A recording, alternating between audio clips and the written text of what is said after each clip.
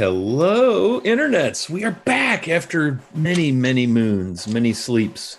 The Macolites have returned. The every other Wednesday game is back. This is the Into the Borderlands edition, the Goodman Games remake. I'll just give you a quick visual here of that classic B1 B2 module. So this is what we're playing tonight. And let's go around real quick, just a quick introduction, who you are and who you're playing. We'll do some of that where we can find you and all that jazz later on, maybe coming in from a break. But let's find out who you are and who you're playing. Let's just go around let's start with Pavel. Pavel. Hello, I am Devin, and I am playing Pavel Mansard, human arcane archer, ready and raring to go. Very nice. How about Lethiris? Tell us what's going on here. Hi, I'm Abby, Muscatho Dio across the internet, and I play Lethiris, a Minotaur barbarian, and also stupid farm boy. Yeah, very nice. How about Flint? Introduce yourself, Flint. Hey guys, it's me, Shannon, Shannalogic, and I'm playing Flint, the dumpster fire gay ranger, your fave. Very nice. All right, Harlow, how you doing tonight? I am not too bad. I am also Miss Misery. However, Harlow is the Tiefling Warlock Hexblade. That's really happy because we're back. Yeah, last and certainly nowhere near least, Lyola Bright. Hi everybody, I'm Sheena. I play Lyola Bright, who is the half-elf war cleric of Tritheria. Awesome. So now you've kind of met or re-met the party. If you notice, we're down one incredibly handsome and amazing fellow. Our friend Stump had to check out because life stuff. He moved from Phoenix to Minnesota, and apparently that's quite a long move. And they're in the process of home buying and getting settled and all that. So my hope and dream one day is to have him back on here as a guest. But if you recall, he played Stoneheart, the dwarven, I believe he was a paladin. Yeah. And so what I want to do now is just have a quick, and I'm Wiley Hobbit. I'm your DM. I'm everybody's, at least one of their top 17 favorite hobbits. There's so many good hobbits out there. But at any rate, I'll be DMing tonight. And I chose this story because it goes back to my first D&D module in 1982, Keep on the Borderlands, Caves of Chaos. And so at some point we may stumble into that. But right now we're into the unknown side of that, the B1 module. What I want to do is just talk for a minute about how we got here, where we're at in the story. Last time you saw us on the internet, they had spent most of a day exploring. They had finally found Cascaton, or the Q, and they're on a mission from Lord Thanon to find some items that he would like to have. His father, Thanon's father, was Zelwig, I believe it's the Mysterious. Zeligar. And his partner in crime, Zeligar, excuse me, I'm getting my stories mixed up. Zeligar the Mysterious, and then his partner in crime, Rogan, the super strong, powerful guy, fighter guy. The party is exploring the remains of their old fortress / residence in hopes of finding these items, the Zeligar's Bane and a sealed scroll tube that seems quite mysterious. So why don't you guys, gals, give us a little rundown of where we are. What's happened since the last time we streamed? Well, we did 2 sessions in between last time we were here and now. The first session was mostly spent exploring more of the queue. We fought some gnomes, and probably the most notable thing is we found a large room full of all these shallow pools, each one like all sorts of liquids of various viscosities and colors, some of them bubbling, some of them steaming, some of them sizzling. One of them had a key at the bottom, and it appears that particular pool was made of acid. And Flint jumped in. Damn Skippy, I did. Yeah. Pavel and Harlow helped pull her out, and then we tossed her into a pool that we had determined was made of healing potion. But to say that Flint would has come out unscathed would be, it would be a lie. And to say that the party is 100% cool would also be a little off. There was definitely some tensions running hot, especially with Pavel. He was not pleased by that action. Mm-hmm. It's interesting too, because you all have come from Five Corners of Greyhawk. That's the setting we're in, the original D&D setting, Greyhawk. And you were summoned by a bard, and you met with Lord Thanon. And so no one had any previous recollection of one another. And in just the couple of weeks of traveling, I believe we've played 8 sessions. We had about a 6-session adventure hook. I got a little excited there, and a little DM overload. But in the short time you've been together, the group has really started to form some bonds. And as such, a couple of you, Harlow and Pavel, were not happy to see Flint throw herself into that pool of acid to retrieve the key. Harlow was making the joke about it. She didn't realize that Flint would actually do it. Well, no, because normal people don't do that. Not to say that Flint isn't normal, but... Flint's not normal. That's true. I don't have anything to live for. Yeah, That was the kind of the long and the short of the first unstreamed session. The second, who would like to kind of bring our audience up to where we are presently with the goings on of the most recent session that wasn't streamed? I'll take a stab at it if no one minds. Yeah. By all means. Well, we woke up in a very strange room after a tense night of sleep. No Stoneheart, no idea where he went, and we went through a door, and behind that door, we happened to find Abby, or Lathyrus, strapped to a table, and a small gnomish wizard preparing to do perhaps some kind of experiments. Honestly, we rushed into action, made sure Lathyrus was okay, and quickly dispatched of the gnome wizard.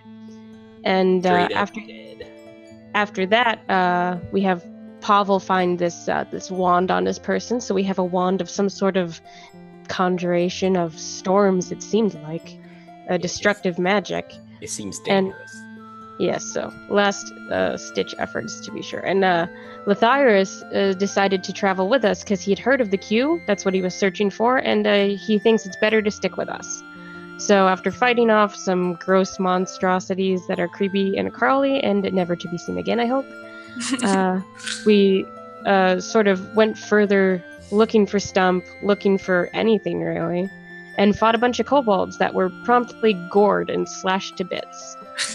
And last we left off, we had come into a room that smelled very of animal, lots of hay around, and I believe a spirally staircase leading upwards. Yes. And Absolutely. In that's Anything special else note, to add, anyone?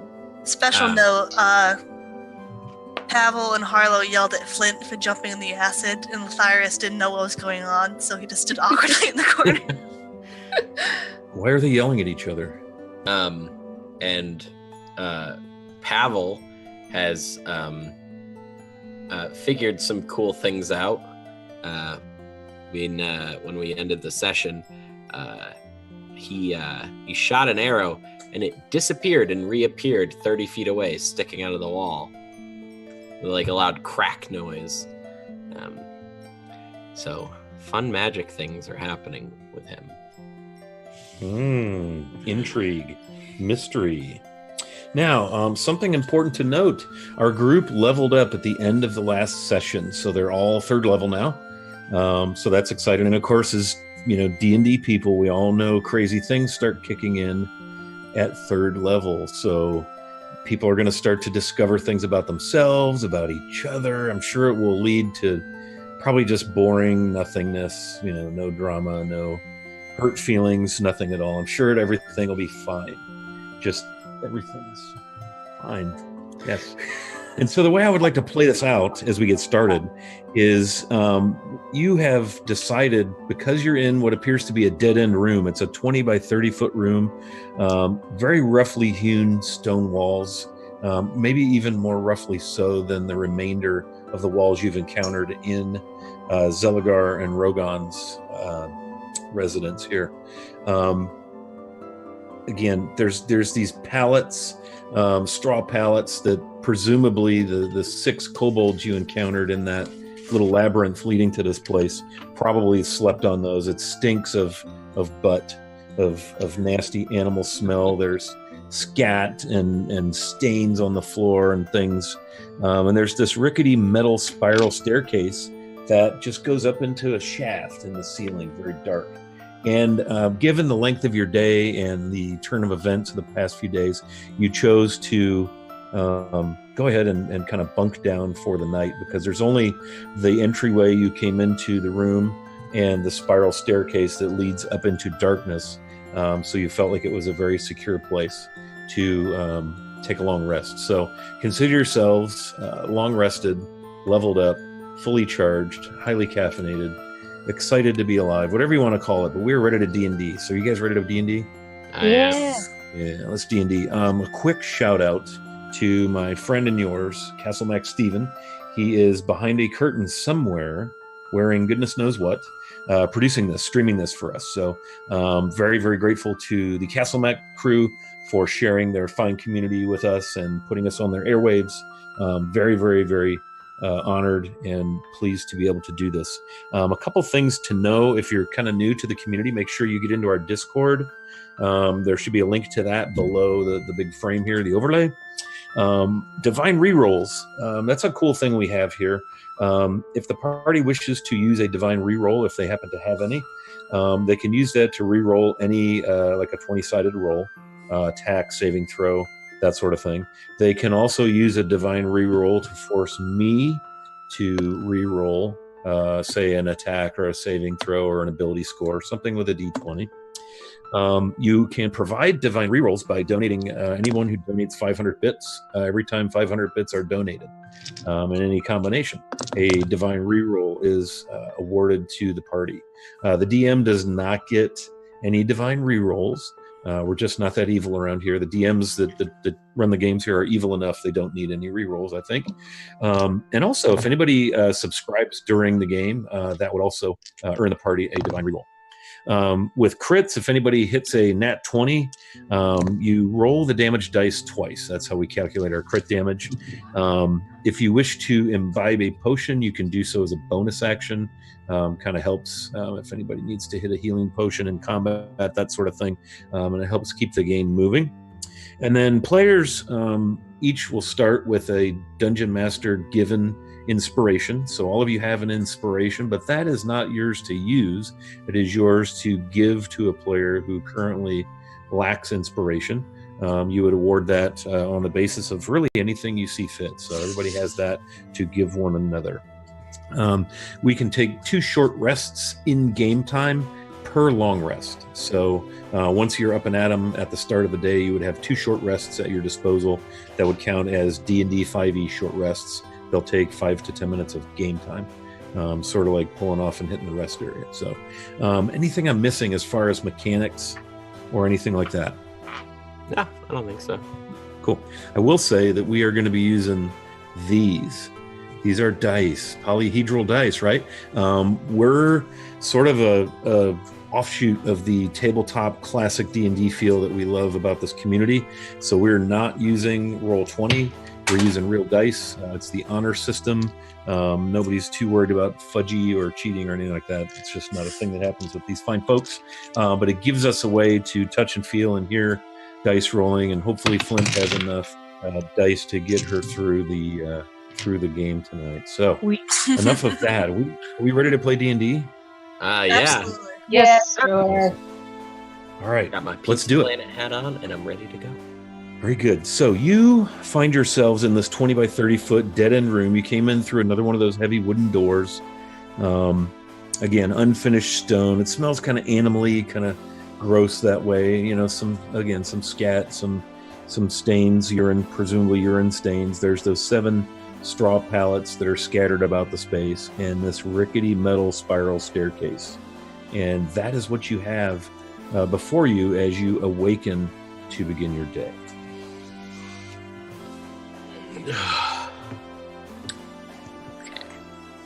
I roll over and every joint cracks loudly. Oh, that was pretty gross, Harlow. Are you okay? I'm so sick of not having a bed. I'm just gonna stand up and start stretching and swing my sword around, just back to ignoring you all. I sit up out of a pile of really stinky ass hay, and I'm like, but there was so much hay to lay on. You didn't have to lay on the floor. There's like bits of it in my hair. I can only recall sleeping in a bed once in my adult life. I prefer the floor. Yeah, each their own. I've never been outside of a city before. This is my first time, not in a city. Yeah, I haven't lived in a city in gosh, what, 12 years, I think. I don't really remember too much about it anymore. What constitutes a city? Governing body, lots of people, highly urbanized, lots of buildings. Never been in a city. I mean, never lived in a That's city. just bullshit. Been in I've been in a few cities, but we mostly traveled from village to village. I grew up in Real Astra. I never left it till, met you guys. Yeah, I grew up in Real Astra until about 12 years ago. I don't recall the name of my town.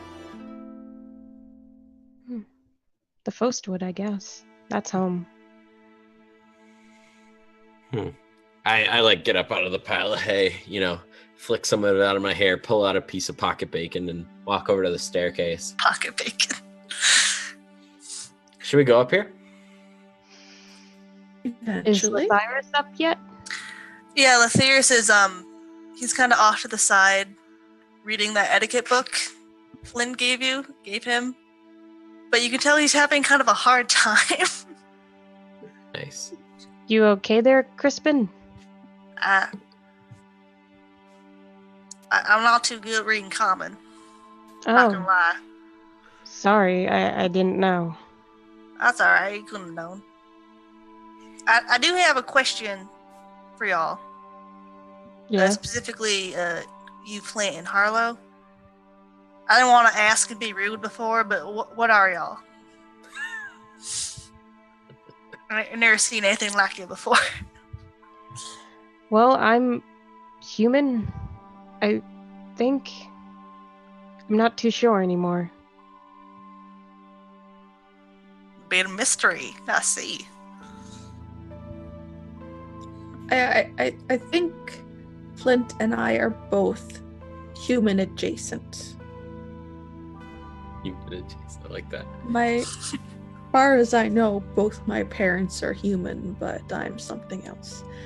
I'm what they call a tiefling, though not all of us kind of look the way that I do.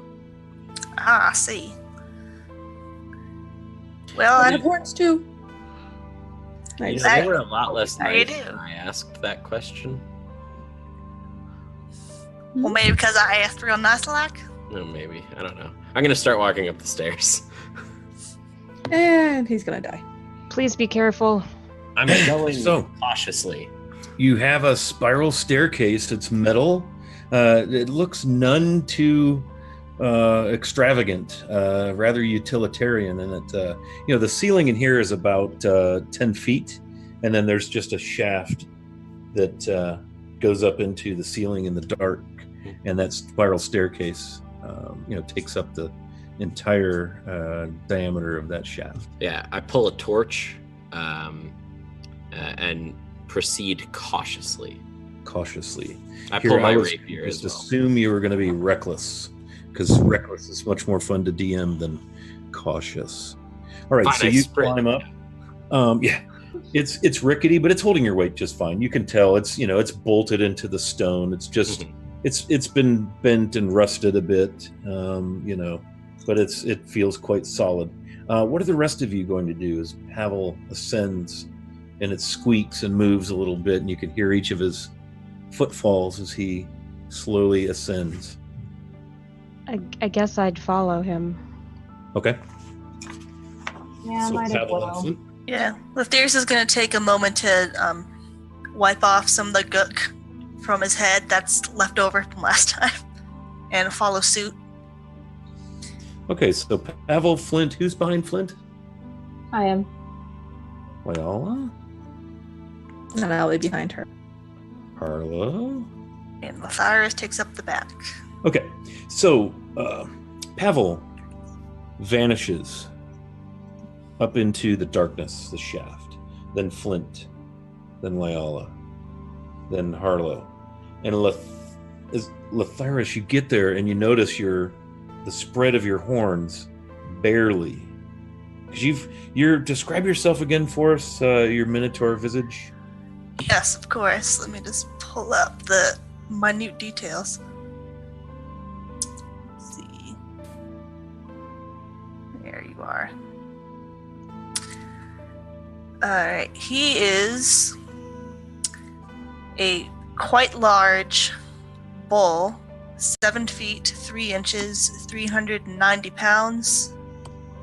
He looks like a Devon bull, which is a reddish brown in appearance with curly hair.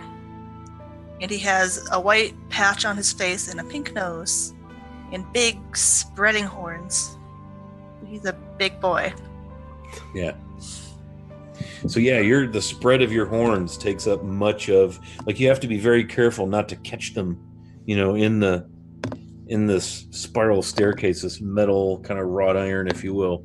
And as you are ascending, you feel Letherius begin to come up the stairs. Like, this thing has got 5 people on it, and the 5th one is, did you say 390? 390. Yeah. So, whoa.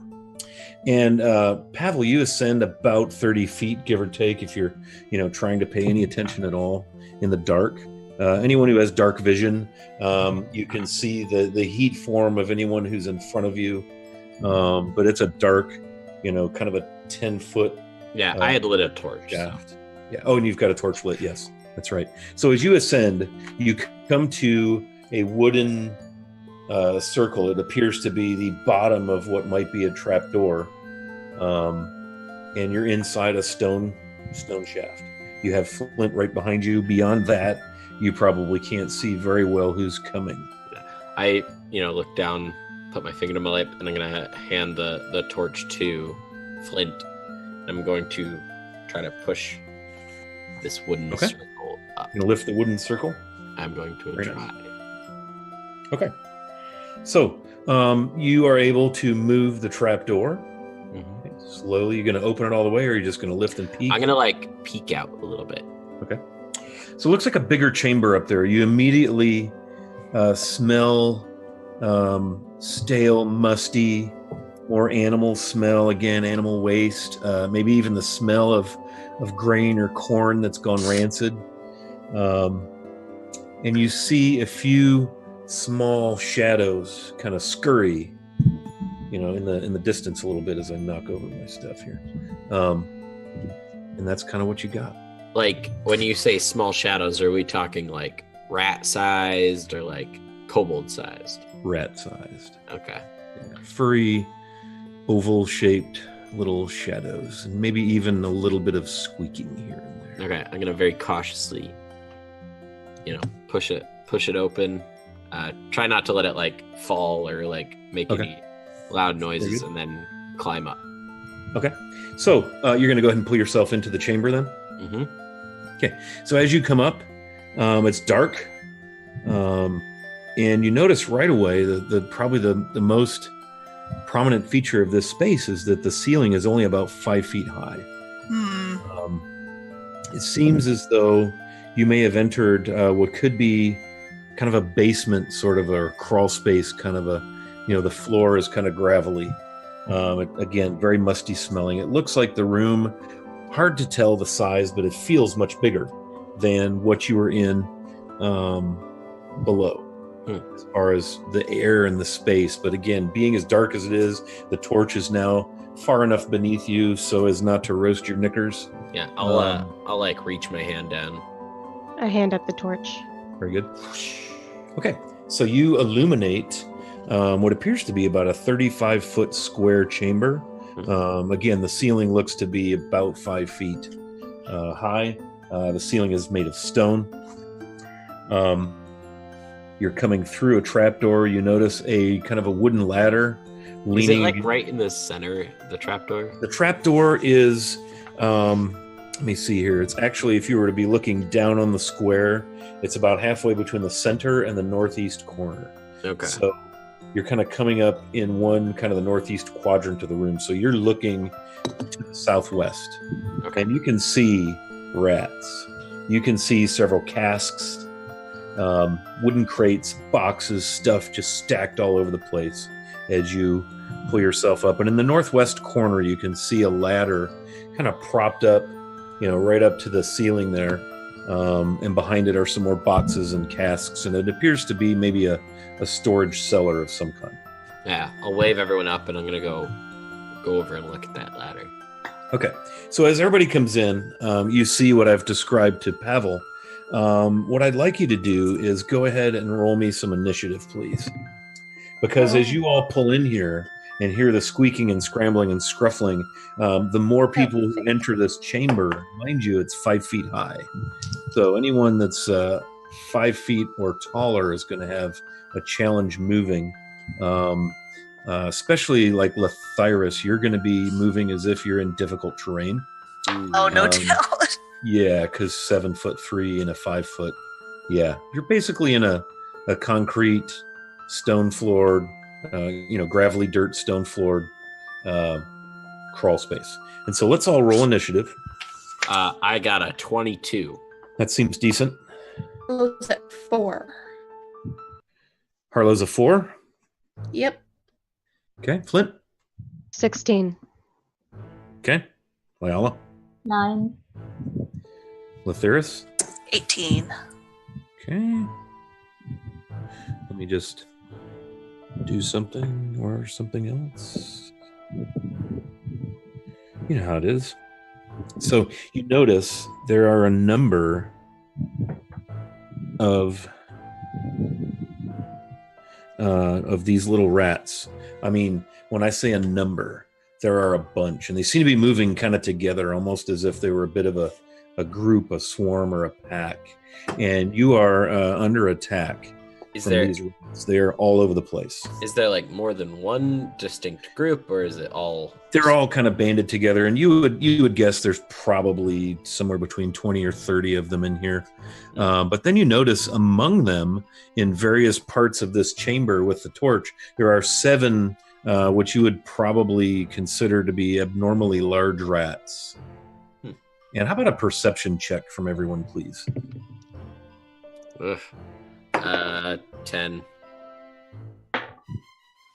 18. Better, at least 19 for me. 19 for me as well. That's a nat 1. Hey. You Okay, can just anybody over a 15, you notice crouching kind of halfway behind some of the crates in the southeast corner, so catty corner from the ladder, straight south from the trapdoor you've entered, is the form of some kind of a humanoid hidden in the shadows.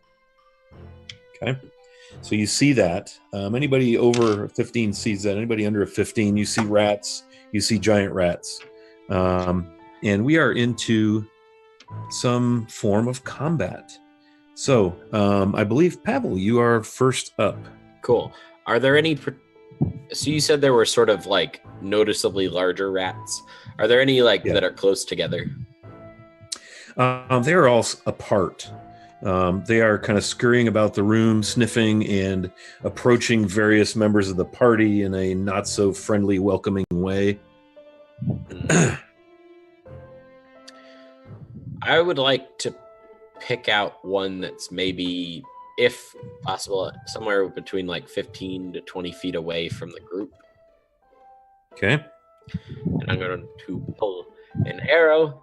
And as I do, one of the leather strips that I had written up the previous night is going to glow, and a pulsing orb of energy is going to surround the tip of my arrow, and I'm going to fire.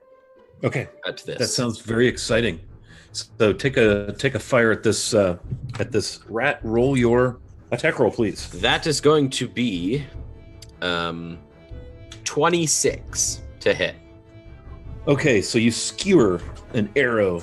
Hit me with some damage. Tell me All the right. effect of So, glowing tip arrow. as opposed to my standard arrows, which pierce and maim in that fashion, this one, upon contact, explodes into a 10-foot radius ball of force. Everything in there is going to take 2d6 worth of damage. Ouch. Okay. And we're I'm gonna have do one of the other giant rats is within that Yeah. radius of force. 9 damage. 9 damage. Okay, so describe for me how this arrow skewers the rat that you struck, and also kills the rat with the wave Yeah. of force. So again, pulsing arrow leaves the bow, flies pin straight, and immediate, like the moment the tip of the arrow touches this rat, there's like a concussive boom, boom, and that rat and another rat are just like sort of splattered outwards, and it also leaves a nice 10-foot radius gap in the sort of carpet of smaller rats, which I imagine fills in pretty quick. Yeah, some of the smaller rats even are tumbled into and around. It kind of scatters the edge of the swarm that was closest to your arrow of force, or whatever you want to call that. So yes, so there are 2 now Bursting. deceased dead rats. Isn't that I look cool? back at everyone like, look what I did. Do you have anything else you'd like to do in your turn, such as taking movement or bonus action? Not really. Not at the moment, at least. Okay, very good. So as you do this, you're in the shadows. Everyone who is in the room now notices this small humanoidish figure rise in the southeastern corner of the room, which is basically right across from where you came in, the trapdoor. And it stands, and it appears to be some sort of a kobold type creature.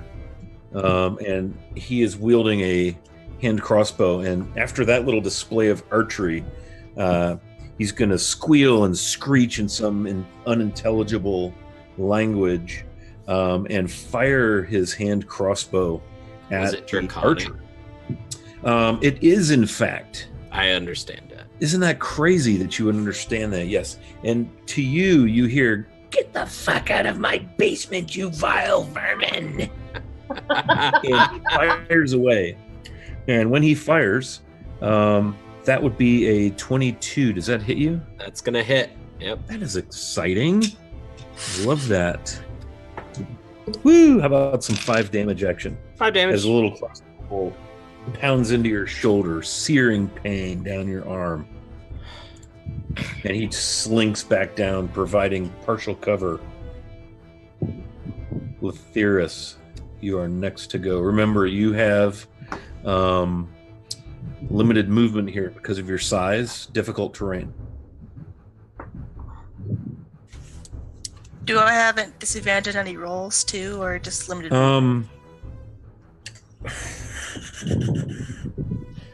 No, I think you're smart enough, having been a farmer, farm boy, working in tight spots, cleaning pens, getting under things. You probably can jab and poke. I would say if you try to gore anything, you're going to have to do that at disadvantage because, again, of your incredible size.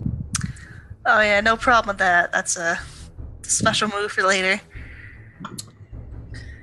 Okay. There's this swarm of rats kind of surrounding most of the party. Mhm. There are 5 other giant rats moving about the room at any one point in time, probably anywhere from 15 to 20 feet away from you, moving quickly. And then there's the fellow down in the southeast corner of the room. How far away is the fellow? I would guess you're probably about 15 feet, depending on where you came out. You could be within 10 to 15 feet. Okay, so upon seeing Pavel take some damage, I am going to take out a javelin, and I'm going to chuck it at the fellow. Yeah, so you're gonna have to kind of crouch, right? Do a little sidearm action. But again, your farming, skills and so forth kind of help you navigate this tight space. That's 16 to hit. And you're throwing that at the humanoid? At the humanoid. Okay, that is a good hit. Okay. 8 damage. 8 damage. Okay, describe for me your javelin. Is there anything special about it, or is it a javelin? No, just a regular old javelin. Okay. So you see this thing go through the air, and with your strength and the force that you're able to deliver, it does catch this guy in the shoulder, but strangely enough, it just kind of deflects off of him. And you would swear by all that you know about your own, martial skills and your prowess with that javelin that should have found purchase and, at the very least, inflicted some sort of a gash or piercing wound, and it does not. That's not right. Unaffected by that. Guys, there's something up with that guy. I don't trust it. Anything else you'd like to do on your turn? Not much else I can do, apparently. So I'll just wait here. Very well. Flint. Alright, I'm going to get my axes out and run up to this humanoid. Okay. Probably through the swarm of rats, so I'll probably get attacked, but... Okay. I'm gonna run up to him and just, take a swing at him. Okay. Very good. Yes, you are provoking an attack of opportunity running through a swarm of rats. Who knew? And as such, does a 17 hit your armor class? Yes, sir. All right. I'm going to treat you to some damage. Wouldn't it be convenient if we just party wipe? On the first How about 6? Treat yourself. I guess. 6 damage as you have these rat swarm just, scarfing at your ankles, crawling over, trying to crawl up your legs. And a few of them manage to get through your leathers and eat at your ankles and calves as you make your way over to attack this humanoid, who, as you approach him, appears to be kind of salivating, almost foaming a little bit. He seems almost crazed as he's, garbled. He's got his hand crossbow, spitting and sputtering as you come up to make your attack. And go ahead and please do so. That's going to be a 23. Okay, that's a good hit. We're using axes? Yes, 2 of them. Okay. Oh, yeah! That was for 1. And that's going to be a 7 damage. And then for the other, that's going to be a 18 to hit. Okay. That's also going to do damage. And that's going to do 8 damage. Okay. Describe your axes for me. They're pretty... They look handmade for sure, just like... The blades themselves look like they were made by a professional, but they're really just jammed on to random pieces of gnarled wood. Okay. And so they're not really much to look at. Okay. So you have a very similar experience to what Lathyrus just experienced. You hack away, wham, wham, knowing that, all right, man, I'm hammering this dude. And it just doesn't seem to affect him. He can kind of turn it away. The other one hits and it just doesn't bite. And so you are now in melee face to face with this creature. Any bonus action? Let me see. No, nothing else right now. All right. Very good. Let's get my order here. Yes, so we're going to have some giant rats, and they're coming after y'all. Harlow, a giant rat, scurries up to you to attack you. Does a 17 hit your armor class? Yep. All right, so it bites at you, and you are going to suffer some damage, and that's 4 points of damage. Lyala, does a 16 hit Nope. you? Okay, so a rat kind of gnaws at you. You're able to kind of kick it away, and it scurries up, up against the wall. Right? How about our friend the Minotaur? Another giant rat comes in. Does 20 hit you? Yes. Can I please roll better? Goodness. 3 points of biting damage at your ankles as this rather unpleasant little varmint comes in. And then does a 12 hit you, Pavel? No. Okay, another giant rat comes your way and is unable to find purchase through your leathers and any other ornaments you happen to have fashioned upon your visage. And they scurry around. Lyala, you are up. Okay. She's gonna go after one of the huge rats, the one that just tried to attack her. Okay. With her battle axe.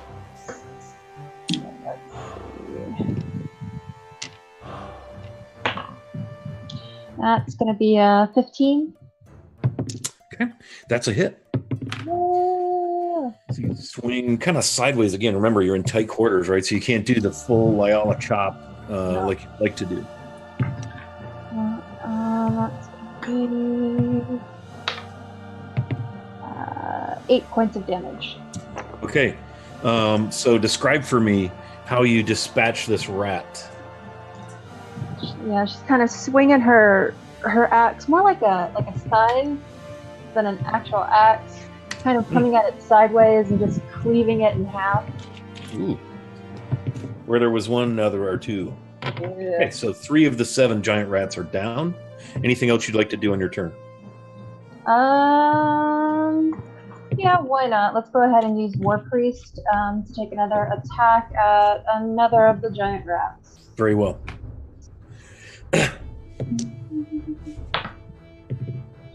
That's going to be a 14. Okay. That is a good hit. All right. That one will be 8 damage as well. All right, so another rat bites the dust as you pulverize it with your battle axe. Kind of a sideways, and you just pound it into it. You can just feel bone crushing, and the side of it splits, and ichor sprays out. Anything else you'd like to do? That will be it for my turn. Okay, so having taken down 2 rats, this swarm senses death and senses that you're harming the community, the group, the tribe, if you will. And so they swarm in your direction to try and attack you. Does a 14 break through your armor class? Nope. All right, so you've got a bunch of rats all over you, and it's, if you're not into rats, it's probably kind of gross. If you are into rats, you might think it kind of snuggly and cute. They're brown and black, and they have long tails and whiskers, and if you like that sort of thing, they're delightful. But if not, a little creepy. She's probably going to swat at a few of them, kick at a few and swat a few with her shield. Very good. So you all see the swarm has kind of come after Lyala. You're all close enough to, interact with the swarm because, again, 30 rats in a room like this. But they seem to be focusing on Lyala right now. Harlow, you are now free to move about the country. Mm-hmm. All right. I'm probably pretty close to Lyala, so I'm actually going to take a shot at some of the ones that are attacking her. Okay, very good. So you're going to attack the swarm. Mm-hmm. That seems like a good idea. A 18 to hit. That's a hit. Okay. Where's my d8s? That'll be... Wait. Yeah, indeed. Okay. That'll be 9 damage. Okay, so several little furry dead bodies, fly through the air as you take a swipe through them. What weapon are you using, Harlow? I'm using my my hexblade. Gotcha. So you slice through several rat carcasses, separate and fly. Blood spatters. The rats squeal and squeak, and the pack or the swarm kind of moves around. All right, we are back to the top of the order. Pavel, you're up. You've Okay. got this swarm of rats. There are still 3 giant rats. There's still this figure in the corner that plugged you with a crossbow bolt. You noticed that, you saw Flint bum rush this thing, and when she gets going, man, you don't want to be in front of those axes. And they didn't seem to have an effect. Then, and even maybe more shocking, the Minotaur was unable to draw blood against this thing with a really good-looking javelin throw that did hit, but it didn't do any apparent damage. I'll fire a normal shot from my magic bow. See what happens. That's gonna be a natural 19 plus 8, 27. Barely. Yeah, so you back and drop an arrow, and that arrow buries into the side of this creature, causing it to howl. Roll me some damage. 11. 11, big time howl as it grabs and it curses you in Draconic, spitting and sputtering. And you notice as this all happens, it's like blood spurting out, and it's trying to get at the arrow. It's not very happy with you right now. I'll call out magic weapons. Magic weapons. Try your magic weapons if you have them. Very good. What else would you like to do? You have movement and a bonus action remaining for your turn, Pavel. No, I'm good. Good. Okay. So he stands again, and he fires away with his hand crossbow. Does a 22 hit? Yeah. Man, dude's just crushing the attack rolls. About 4 damage. 4 damage. All right. Another bolt into your thigh. And also, by the way, don't forget you have just a friendly DM reminder. You have a horse named Old Bill, and we would have left him obviously in the room. Downstairs. Yeah, in the dead end room. You have a cart full of valuable supplies and healing potions and things of that nature. So just want to remind you of that. Okay. Yeah. And he crouches back down amongst the crates, but he's there's crates and boxes, and he thinks he's getting cover, but he's not real bright, and so not great cover. Latharis, it is your turn.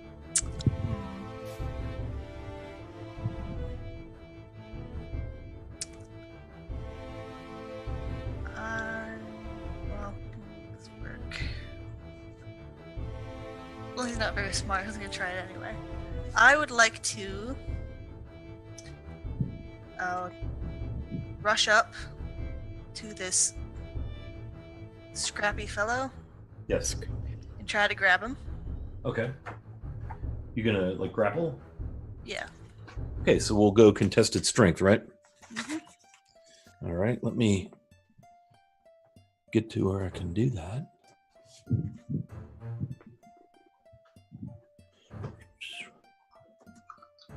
Okay, let's do it.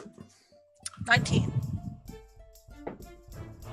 Yeah, so you have no problem grabbing this dude. He's a puny kobold, and his eyes just get really big, and he spits on you as you get up to him. He's got little rat fangs, and they're very pronounced, and they're salivating, and he's and he's cursing and squealing. You have him. All right, so I'm going to grab him by the face, and then I'm just going to rear back and try and slam his skull into the wall. Wow. Okay. Yeah, so let's do it as an unarmed attack. Gotcha. And you can use your strength bonus to hit and damage. Yeah, let's do that. 14 to hit. Okay. 14 to hit is A-okay. You feel the give of his flesh as he mashes against the wall. And 11 damage.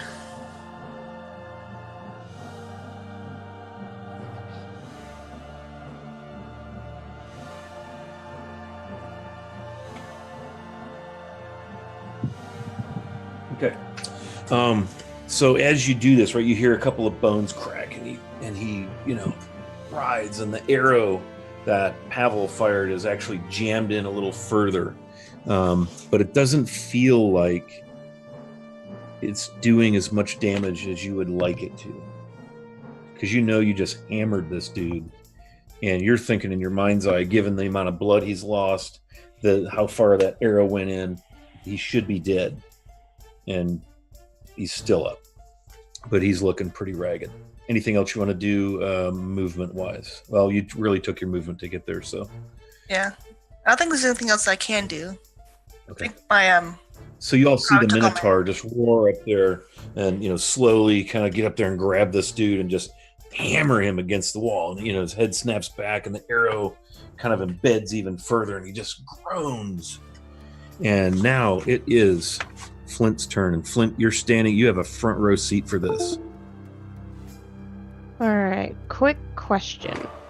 Please. I don't technically have a magical weapon, but I have magical bracers. Would they make my arrows work? No, it would have to be the bow or the arrows. Okay. Yeah, because these bracers are going to help you with your armor class. Oh, okay. Well, in that case... Oh, wait. No, those are bracers of archery, not bracers of protection. Yeah, that would cause your... Yeah, that would be a magical attack. Absolutely. All right. So I'm going to stand back, look at Lithyrus and be like, hold him up. And I'm going to take a shot with my bow. Okay. I'll let Lithyrus do that as a bonus action since he did not take a bonus action to finish his turn. All right. Come on, dice. So you see the Minotaur, right? I'm guessing kind of chuckling, knowing what's coming. That is going to be... No, he has a blank look on the face like, oh, okay. That's going to be a 25 to hit, so... Okay, yeah, that seems to do it. And... that's going to be 11 damage. Oh, nice. So describe for me, for your party mates, probably most importantly the Minotaur, how you dispatch this vile, koboldy, rat-faced thing. All right, so I pull back my bow, and I aim right for the heart to make this a quick one. And then I just loose the arrow, and it spirals, and then everything goes all slow motion, and you just see it go right through his heart, taking chunks of it with it. Nice. As it passes through his body. Slow motion, he's going in Draconic. No. Yeah, so this arrow just slams into the chest of this weird, it's clearly a kobold, but is it?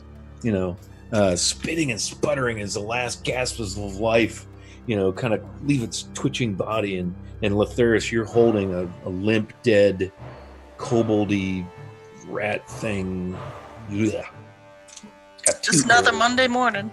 Just another Monday morning. There are still a swarm of rats and 3 giant rats. Flint, that was your movement and your action. Do you have a bonus action? No, not anything that I want to use right now. Okay. So I've got 3 giant rats left. There's going to be one on Pavel, one on Flint, one on Lithyrus. And they're not happy because you've just killed their master. So Pavel does an 18 hit. Muted. Yes, it does. Man, we're just chewing you up, aren't we? This is fun. Very good. So you will suffer some damage, and it will be 3 damage from another rat bite. I took 5, and then 4, and then 3. Flint, do you does a 15 hit your armor class? Just hits. Nice. I love that. 5 damage as a rat just grabs your ankle, and you can feel its teeth go in so far they almost scrape bone as it latches onto you. And finally, Lithyrus or Lithyrus? No, we've been changing so much. We could do both. Okay. So Crispin, your nickname, does a 17 pierce your armor class? Yeah, just barely. Man, look at me scoring hits here. DM Love, how about 6 damage as this rat takes a chunk out of your ankle? Why not? Lyala, you are up. There's a swarm, albeit a little smaller, from Harlow's Hex Blade, right? Mhm. and 3 giant rats. And the Minotaur is holding a skewered, kebabbed, dead kobold creature thing. Yeah, I'm probably gonna start attacking the giant rats. Very well. Whoever's closest to me. All unharmed. There are 3 left. Okay. Battle axe, and that is a 15. Okay, that hits. Alright, that will be 11 damage. Okay. So you dispatch another. We're going to have to rename you the Rat Killer. There are 2 giant rats left scurrying about, trying to avoid. And I'm gonna go for another one of them.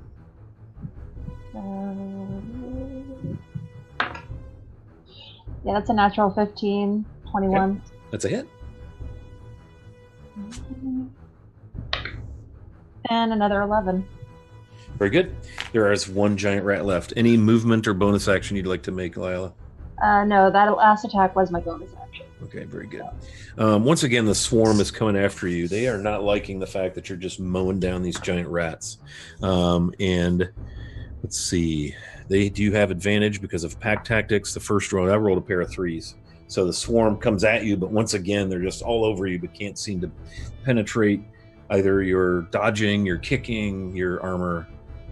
No dice on the rats. Harlow. There's 1 giant rat left, and then much of the swarm, over half the swarm, is still kind of trying to hammer Lyala.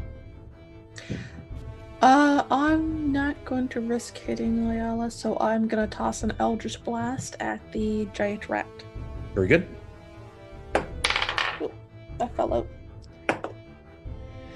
That is a 14 to hit. Okay, that hits. Describe again for our audience. It's been a while since they've enjoyed one of your trademark Tiefling Eldritch Blasts. So tell us what that looks like as your blast hammers this giant rat, and tell us what your damage is. Well, my Eldritch Blast is a golden orb to match my skin color. However, I am a little bit hurt, so there's a little bit of red electricity running through it. Ooh. And I'm going to do 11 damage. Okay, so you absolutely orbify this rat, and it just vaporizes in this ball of golden energy, and the fur, you can smell flesh burning, like electrical burn almost, and fur is singeing, crackling as she absolutely vaporizes this giant rat with an amazing Eldritch Blast. And that is the last remaining giant rat, and we are at the top of the order for Pavel, and we have a swarm of rats in the room. A few are dead from a previous attack on the part of Harlow. Yes. I guess I'll. Are any of the large rats still around? No, the kobold rat thing is gone. Well, the carcass is there. In fact, the Minotaur's holding it. The giant rats are dead. Okay, I'll fire at the swarm. Okay, so you're going to fire an arrow into the swarm? That is a natural 16. Okay, that's a hit. All right. That's a D8. That's going to be 8 damage. Okay. So a couple of rats go down. You feel like, with a great shot like that, it probably would ordinarily have done more damage, but you're firing a pointy stick into a swarm of moving mammalian fur and squeaking, and so it's hard to get a bunch with us. But you definitely run a couple through. Any movement or bonus action? No, I think I'm good where I am. Very good. Okay, let us move on to Lathyrus.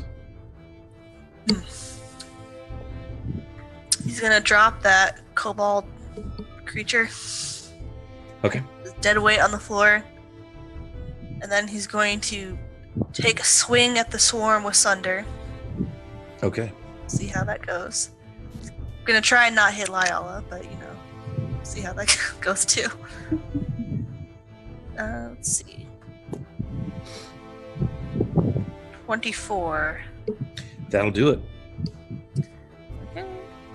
Sunder is a sword. Am I Battle correct? axe. Battle axe. That's right. Yeah. See what happens when you don't play for a while. I just can't remember. CRS. Can't remember stuff. 14 damage. 14 damage. Okay, so you take a big swipe with this giant minotaur-sized battle axe, and a bunch of these things cut down, smashed, scattered. There's maybe a quarter, maybe less than a quarter of them left. But again, because they're rats and they, their strength in numbers, they're staying together. But they're a much smaller swarm than they once were.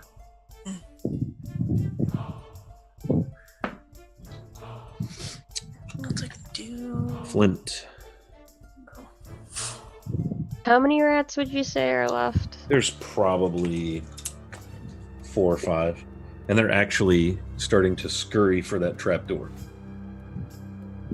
Alright, I'm just gonna They're bugging. run over and take 2 slashes with my hand axes. See if I can't just wipe them all out. That's gonna be a 16 to hit. Okay. And then that's gonna be a 10 to hit. Okay. Those are both hits. 2 rats go down. There's just a couple rats left now, and they're trying to get the hell out of there. Alright. You can tell they want no more part of this. Alright, and that'll just be the end of my turn. Okay, very good. So we're going to drop out of initiative at this point. It appears the room is cleared of living creatures beside the party. There are a number of casks, crates, boxes, rat carcasses, a deceased kobold rat thing.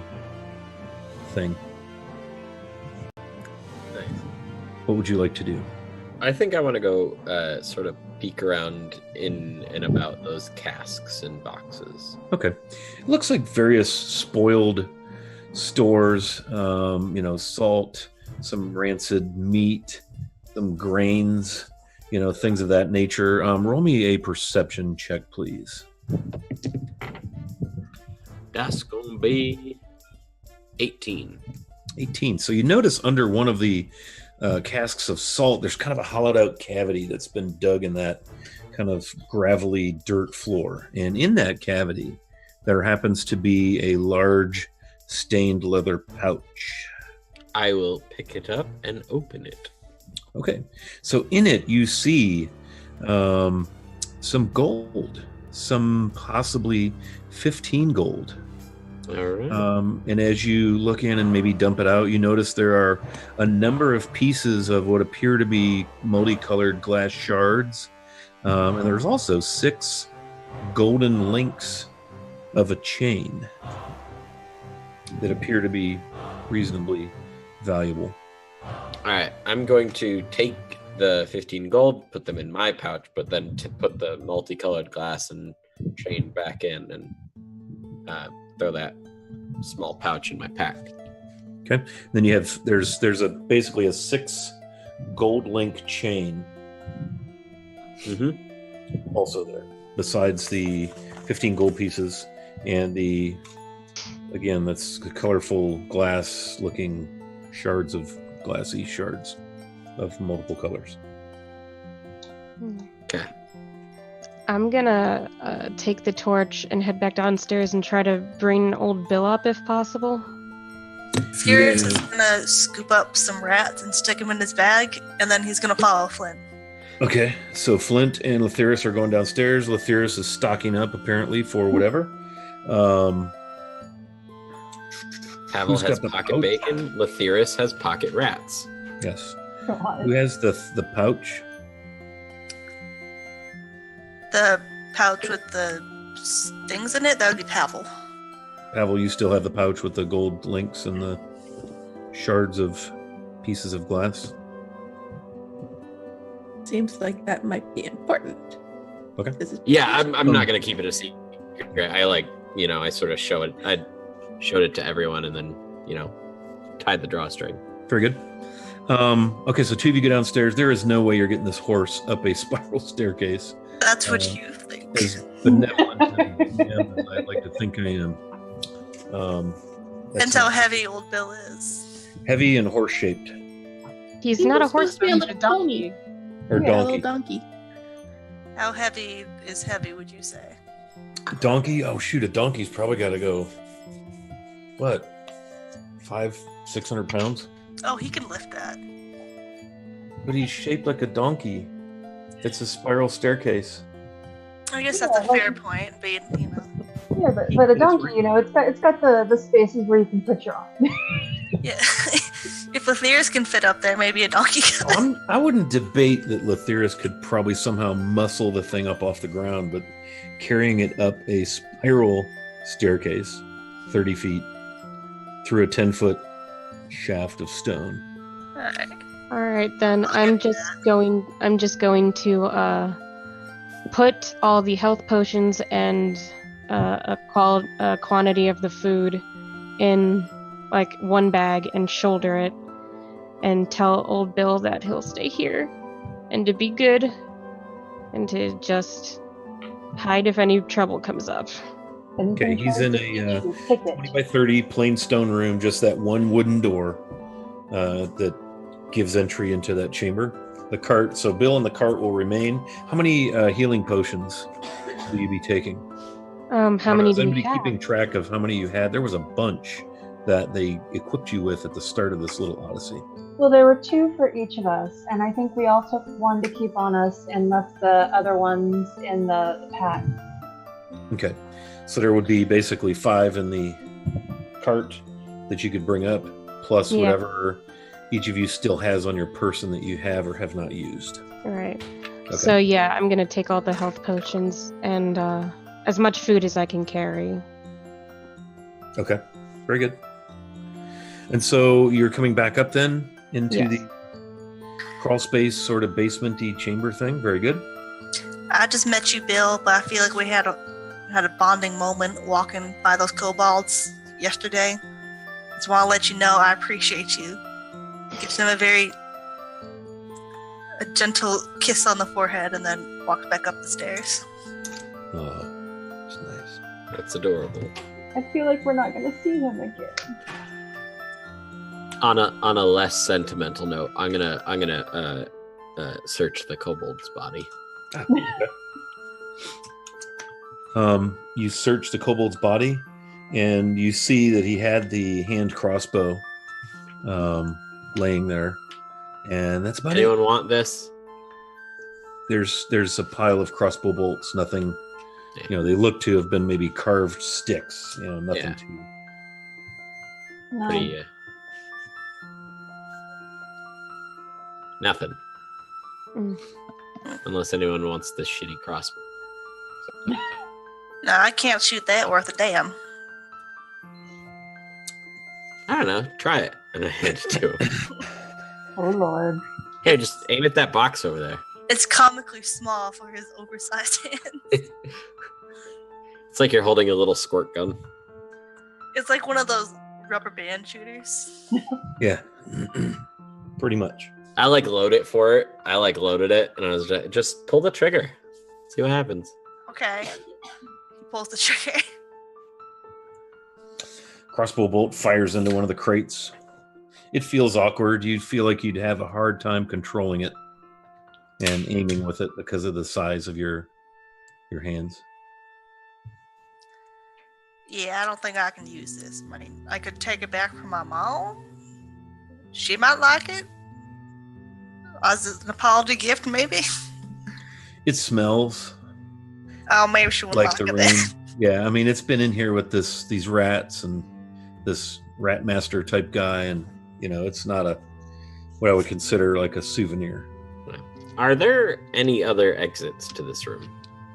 Just the ladder you notice in that corner. You haven't really been over there to do much with that yeah. because you were intercepted by a bunch of rats. All right, I'll go and look at it.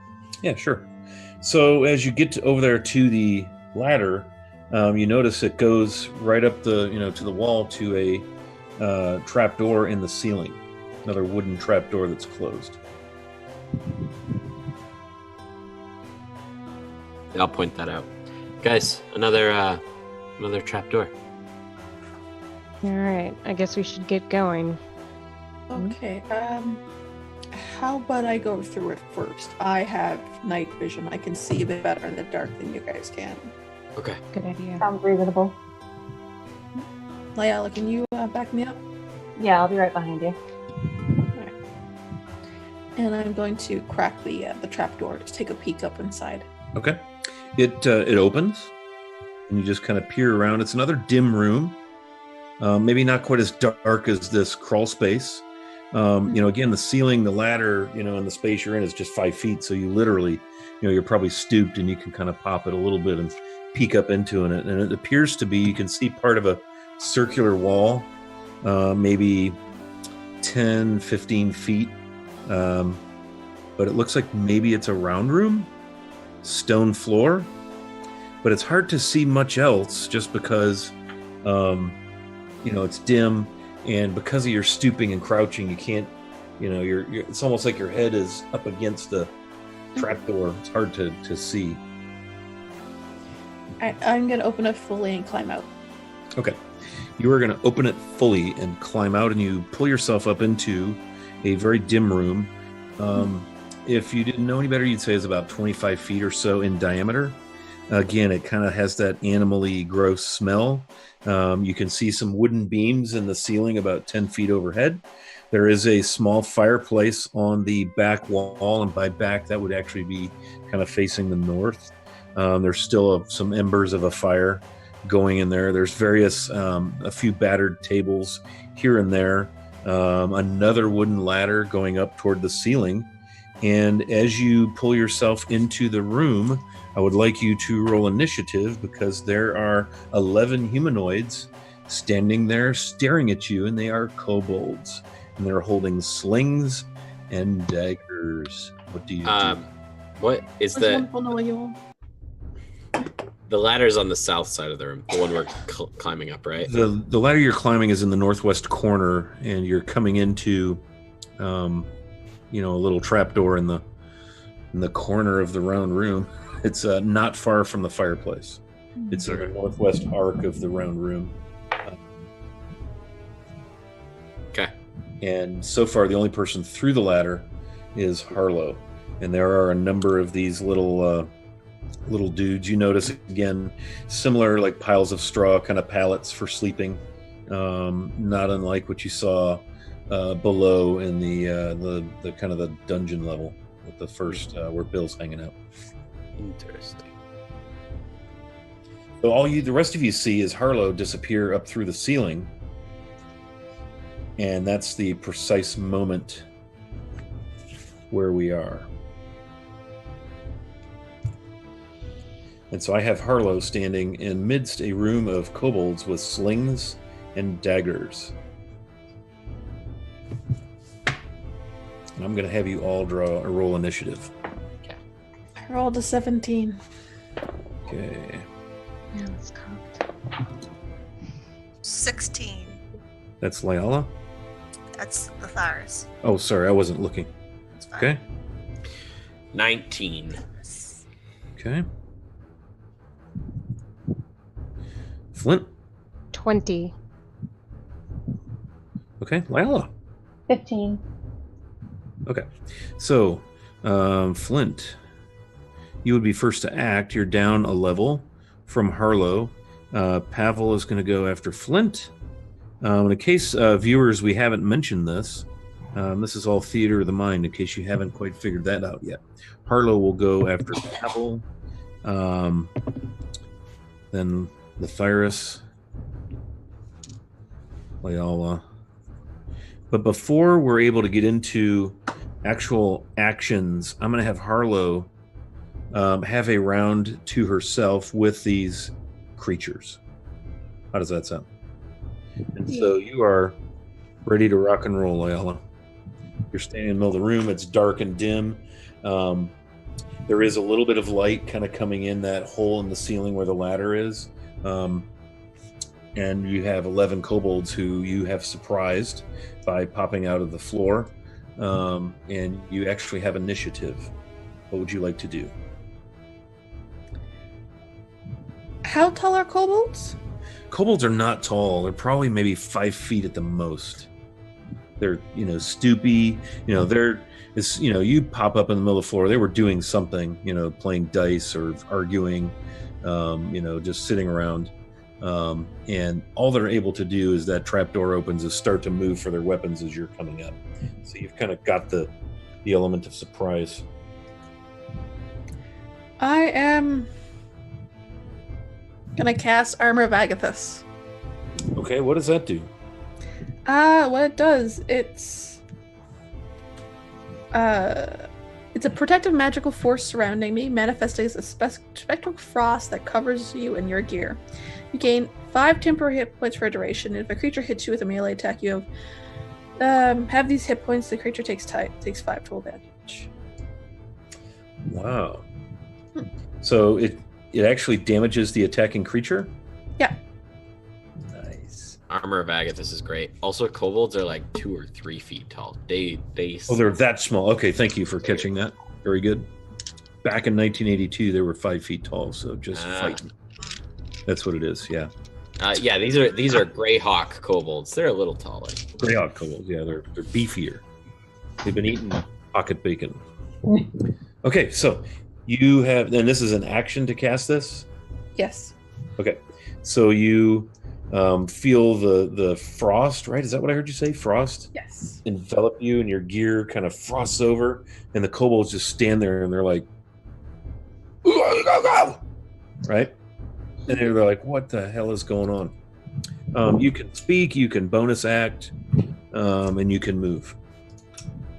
You came up in the picture yourself. There's a wall behind you, and the fireplace is right here to your left, and you're looking out into the room, 25-foot diameter room, and around the room there are these 11 kobolds, most of whom have noticed you. The smart thing to do would be go back down through the hatch. She's not going to. I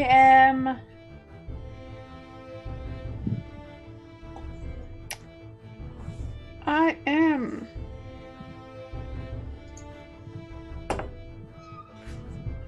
cast Ray of Frost in front of me. Very good. So that will be a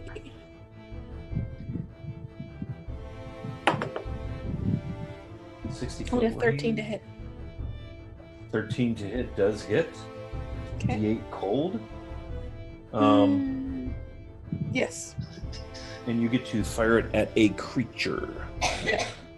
So you're going to fire it at a kobold. Yep. So roll your damage. Oh, I don't get any bonus on that. Just 4. Okay. So one of the kobolds, is like almost like ices over, and it's like having a hard time moving as this blast, this ray of just icy cold. And down below, you hear the tiefling utter something. All of you make a perception check. 4. 21. 24. Okay, the 21 and the 24, you instinctively, when you hear this, look up and you assume that she is invoking some sort of magics, and all of a sudden you feel a rush of cool air come down the ladder, and almost a little bit of like frozen fog comes down the ladder, and you hear the sounds of kobolds starting to raise the alarm as Harlow has done something up there. You can only assume maybe she's engaging the mystical magics of her sorceress ways. Let us jump into initiative. Flint, it is your turn. All right, hearing that, I'm going to be like, Harlow, everyone move out of my way. And then I climb up the ladder as quickly as I can. I get to the top of the ladder. I see what's going on. I shove Harlow behind me. And I'm going to pull out my axes, and I would like to rage. All right, so tell us what that's all about. Wait, what? Rage? I'm going to rage. And I'm just going to scream in primeval, or primordial, "You will not lay a hand on her!" And then I go at it with my axes at whoever is the closest to me. Okay. The closest one is the frozen one. And because you had to climb a ladder, navigate a trapdoor, I'm going to say that your movement of, 30 feet normally? Yes. Will be used to get you to the half-frozen kobold. But you're in the room. You're not a happy whatever you are. And so make an attack roll on this half-frozen, sort of dumbfounded kobold. All right. Natural 20. Hey! This is that. All right. And then I'm going to roll for my second attack too while we're at it. And that's going to be a 17. Okay. Both of those, of course, will hit. Right. So you get 2 damage rolls on the first axe. So roll your damage twice for that one. All right. That's going to be a... math is hard when I'm excited. That's going to be because +2, so that's actually so that's going to be 10 damage. Okay, and that's just the first axe. Yeah, that's just the first axe. The second axe. So describe for me how you hit this. It's weird because the kobold looks like to you like it's been frozen. You come up in the middle of this. You see Harlow standing there, like having just finished casting a spell. There's a frozen kobold. There's 10 other kobolds that are like, and you blast up out of this trapdoor, shove Harlow aside and hack this thing. How does it die? Well, I just hack into it, and it sort of shatters like glass because it's partially frozen. A limb falls off, its neck sort of cracks, and you can see like blood spurting out. Very good. Down it goes, and the other kobolds are chortling and howling and trying to get sling stones in slings. And that is your turn. Yes, sir. Next in the order will be Pavel. You're muted. Yeah, I hear the commotion and bust up the staircase. You said there's like, 10 now at this point? Yeah, so your movement's going to get you up into the room, and it's a 25-foot room, and as you enter, the arched wall, is right behind you. Fireplace immediately to your left. Flint is kind of into the room. Harlow's in front of the fireplace, and you have these 10 kobolds in various states of holy shit, getting their slings ready to go, and you are in there. That thing I had done before with the bursting arrow, that's 10-foot radius sphere. Yep. How many kobolds do you think I could get without hitting myself or my friends? Good question. There's a table right in front of you, and there are 4 kobolds around it. There was a smaller table right beside the fireplace. There's a dead kobold in front of it and another kobold behind it.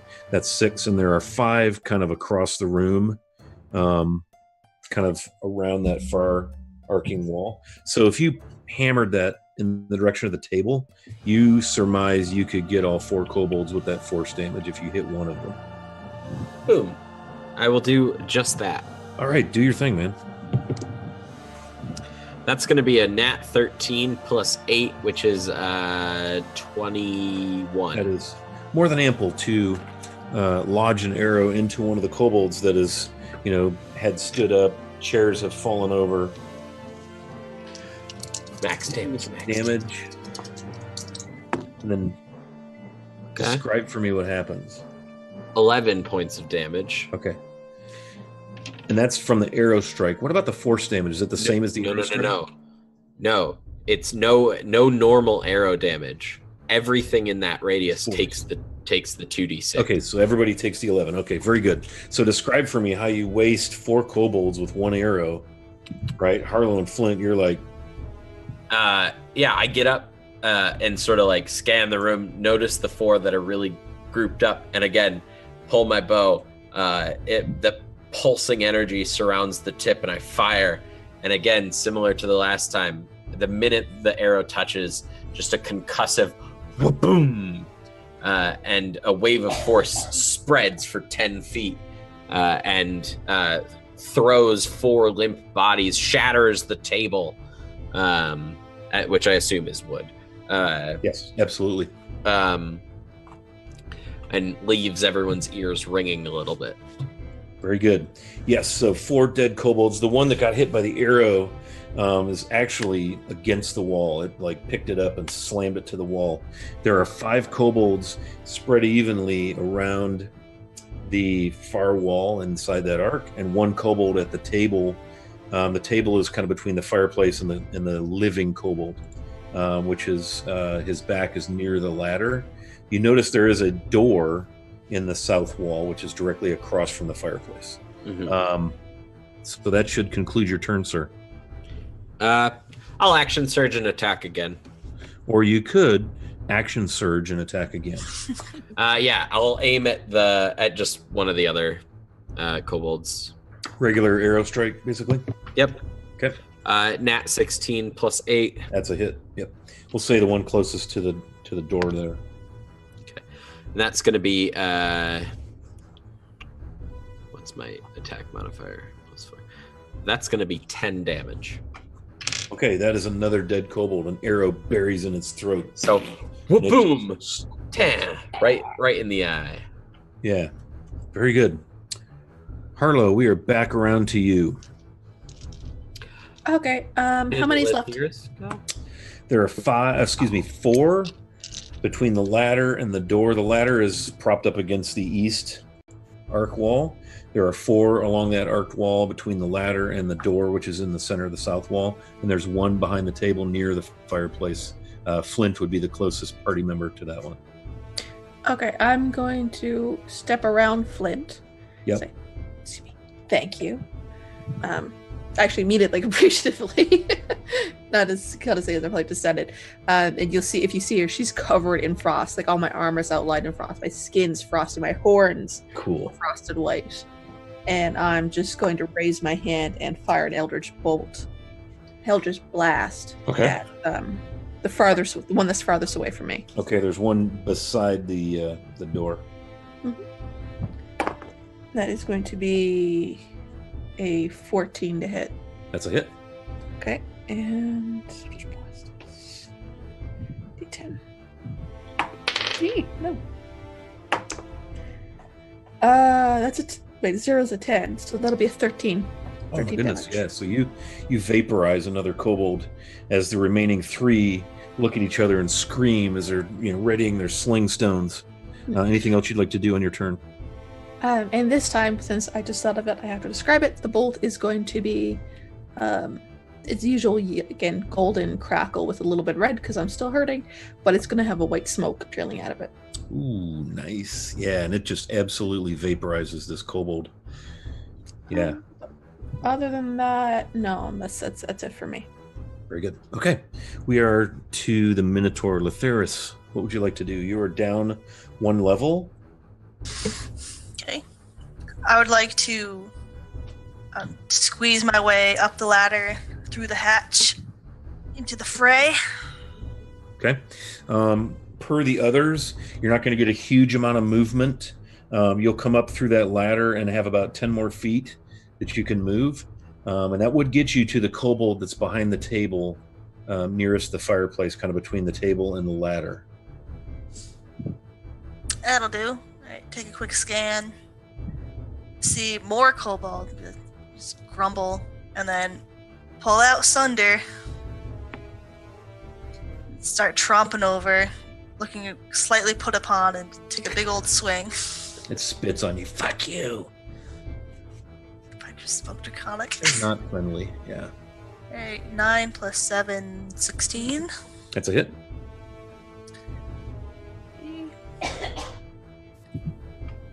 8 damage.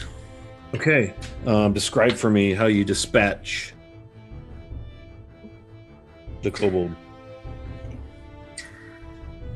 Pull the large battle axe of a dwarven make back, take a hearty swing, and hit it cleanly in the neck, Oof. sending its head flying across the room and its body dropping to the floor. Yeah, very good. So the head lobs off, ichor and guts, blood spurting out of the trunk of the body. The head slams into the ladder. the loud crash. Nasty. And I can't do anything else, so I guess that's the end of my turn. Very good. Okay.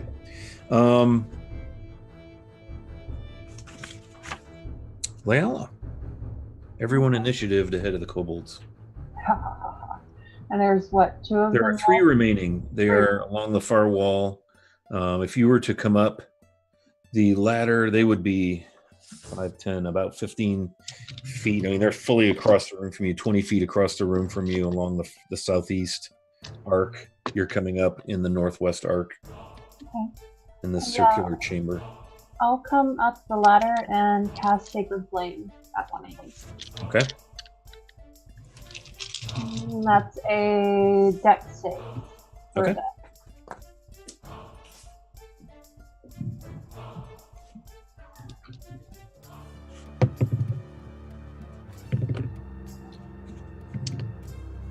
Who's getting hit? Just one of them? Just one. Okay.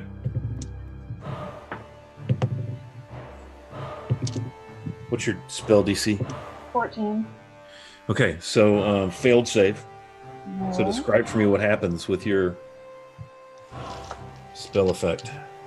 Alright, so I'm going to, from the top of the ladder, I'm going to gesture into the room, and you see just this white light that looks like flames shoot across the room and hit one of them for 8 damage. Okay, yeah, so this thing just hits it right in the chest and takes it off its feet, blasts it against the wall, and it just slumps down, drops its sling and its dagger. And it's just laying there. The other 2 are just looking around like, man, all these people have just appeared out of nowhere, kind of caught them off guard, acted quickly, and they're down. They went from 11 to 2, all in the period of, very, very little time. It is their initiative. There are 2 of them. And so, let's see, I have 5 of you, right? Yep. All right.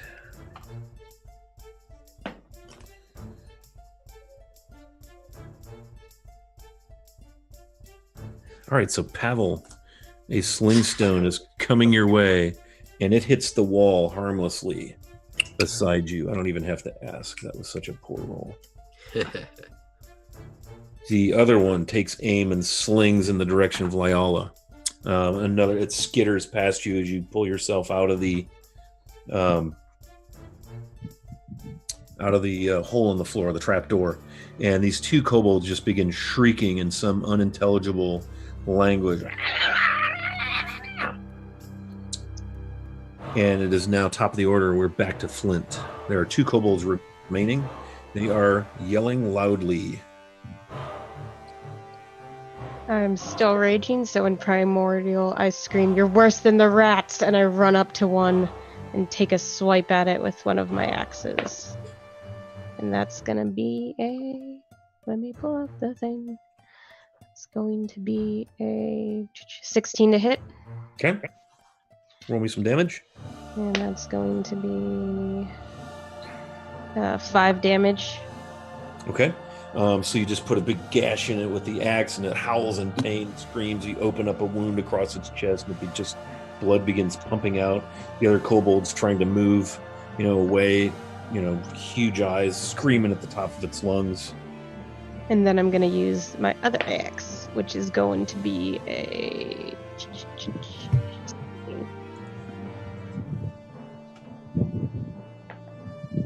And that's also going to be 5 damage to the same kobold. Okay, so tell me how this one dies as you cut it down. Well, I slice at it, hopefully lifting it up on my axe as it's stuck there, and then I'm going to take the other blade between my fists like before and just punch in the blade and twist into its gut and then rip out. Yeah, and it just, its innards just... depressurize and blow all over, and it just falls in a heap. Anything else you want to do? You moved and you attacked. Do you have a bonus action? I'm just going to look over at the other kobold and hiss out, "You're next." Okay, and it just spits at you, and It's brandishing its dagger, licking its, teeth. And Pavel, you're up. Pink. Gonna shoot it. Okay. Nat 20. Okay. Nice. That's exciting. Woo! That's 2d8 plus 4.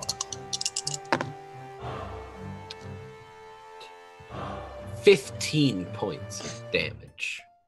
Yeah. So tell me how you take this guy down, the last of the kobolds So, in the room. Flint hisses out, "You're next," and the thing starts to spit and like bare its teeth, and an arrow hits it in the back of the skull, and it like face plants in the ground. Great. Very good. And as you do this, the door slams open, and issuing forth through the door are a hail of sling stones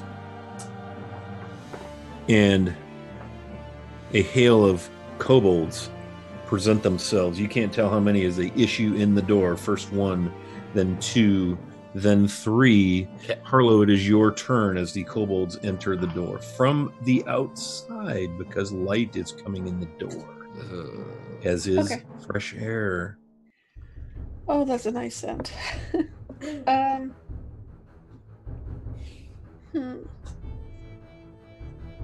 What do I have?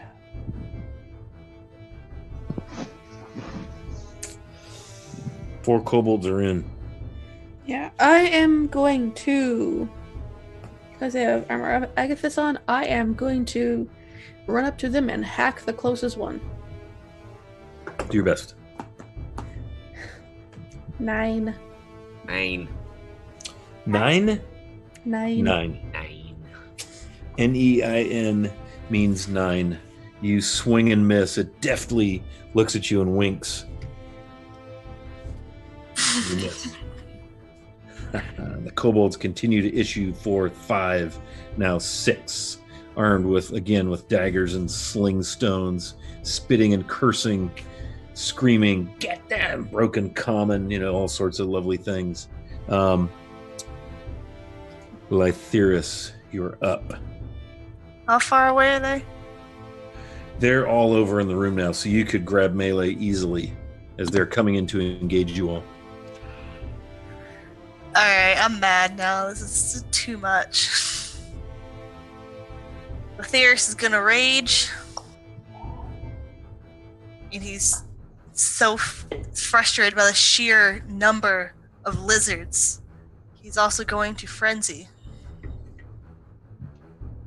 You gonna kill my kobolds? Maybe. Alright. Okay. I will take out the hand axes. Yep.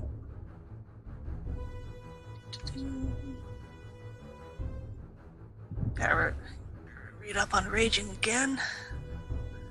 Advantage on strength checks.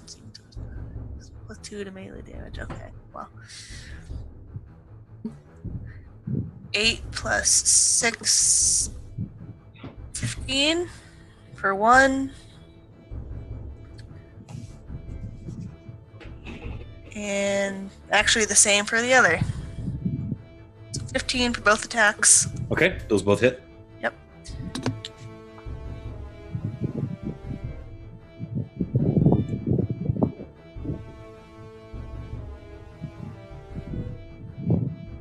Nine, 10 for one damage, and 8 for the other. Down go 2 kobolds.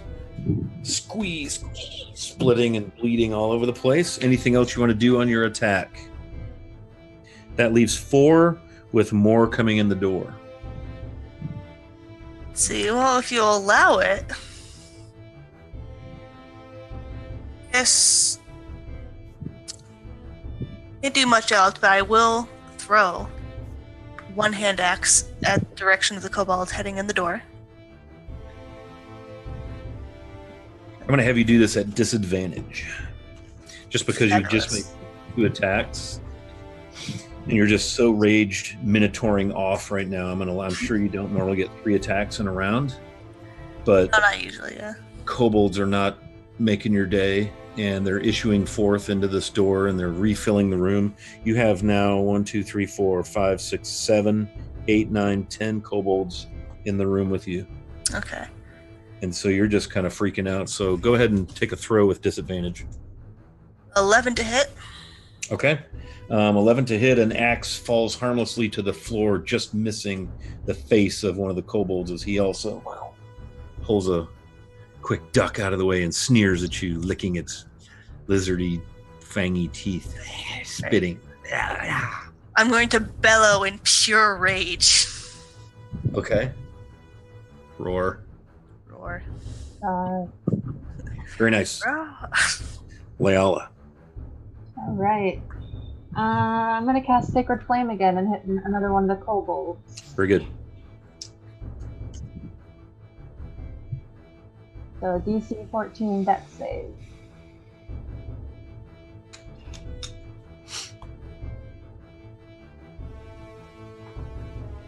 Made it exactly.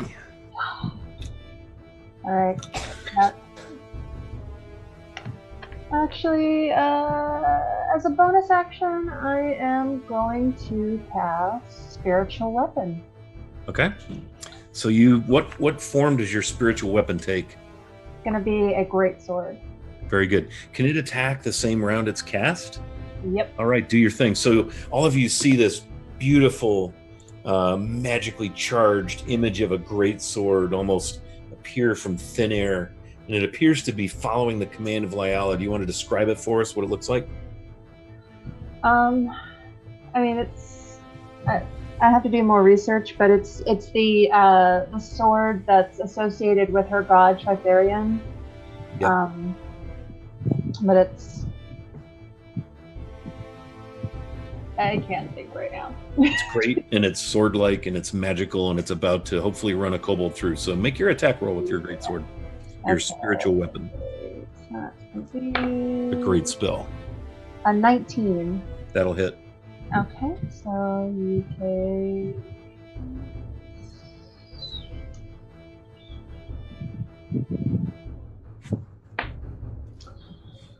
12 points of force damage.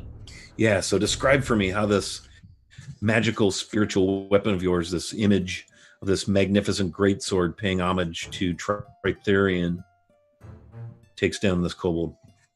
So you think because it's a sword it would like slice them in half, but it's not slashing or piercing damage.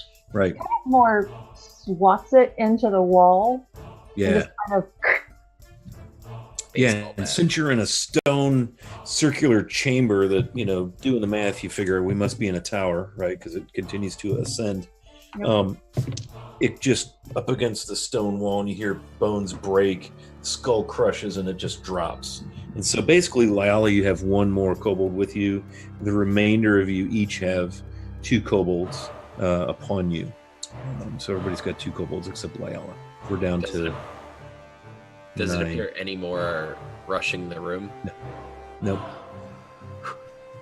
Is it just? Okay. Is it 2 each or 2 overall? 2 each. There are 9 Okay. kobolds in here with you. Leala, there were 10. Leala just erased one. Gotcha.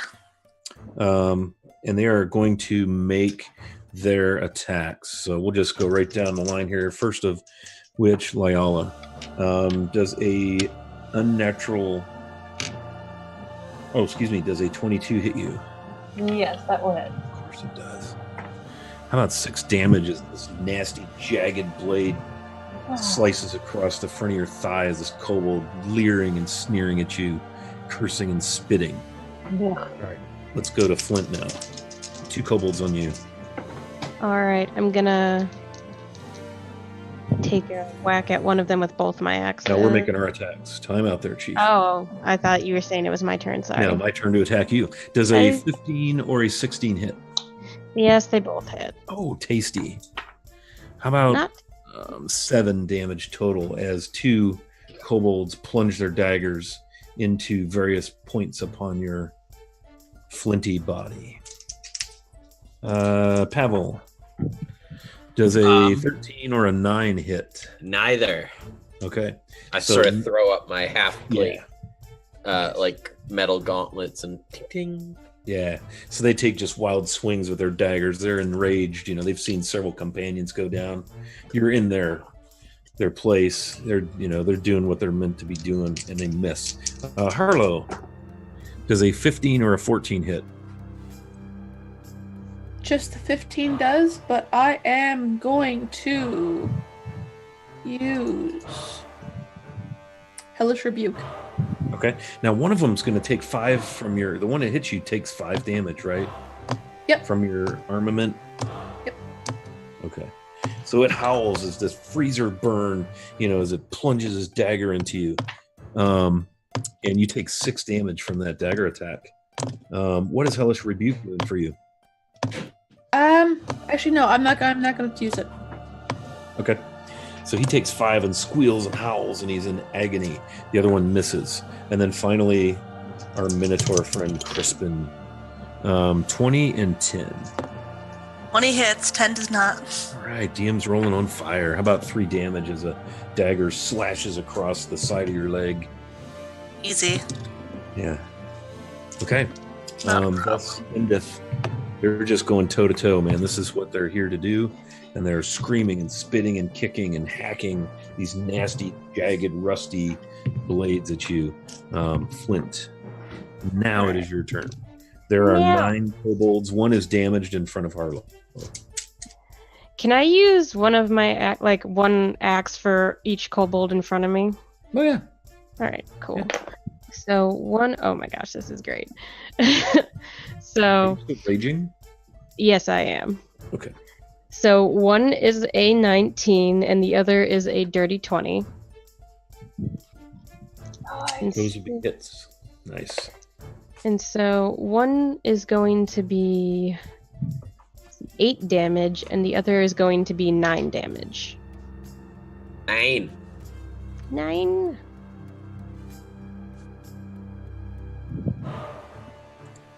Okay, I'm sorry. Hit me again with your damage. I was taking some notes. 8 damage and 9 damage. Okay. So describe for me how you dispatch the 2 kobolds in front of you. Well, I take my axes and I just sort of with precision, I wedge their heads together sort of, and I just just decapitate both the top of their heads off. Their brains splooge out onto the floor. Yeah, blood spurts as they fall. Very good. Okay. Any movement you'd like to make? You guys are basically each engaged with 2 kobolds. I'm gonna move over to Crispin. Okay. Have his back. Havel. Alrighty. First, Shannon, can you not say splooge anymore? Phrasing. Trigger. I love that word. So, I'm going to pull my rapier and jab one of the kobolds in the mouth. Just run my rapier right into its throat. Nat 17 plus 5. That's good. And that's going to be a 1d8. That's going to be 9 damage. 9. He goes down, slicing across his throat, and just black ichor. And I sort of put my hands on my knees and stand up and I'm looking a little better. And I'm going to use my second wind, and I regain 13 points of health. Nice. Ooh. Impressive.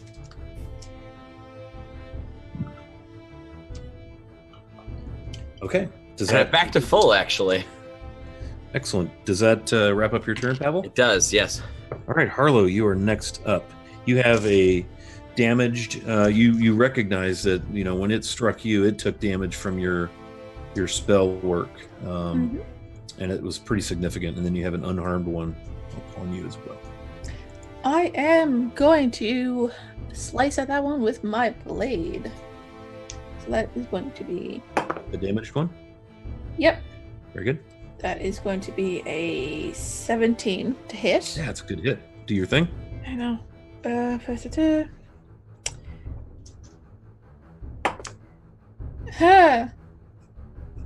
That bounced off another die. I don't know whether I should take it or not.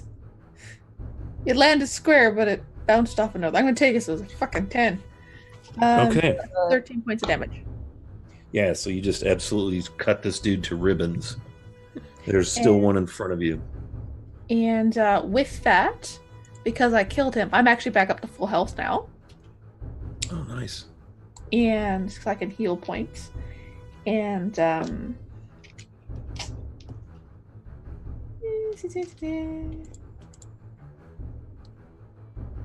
I'll leave it. That's it for me. Okay, very good.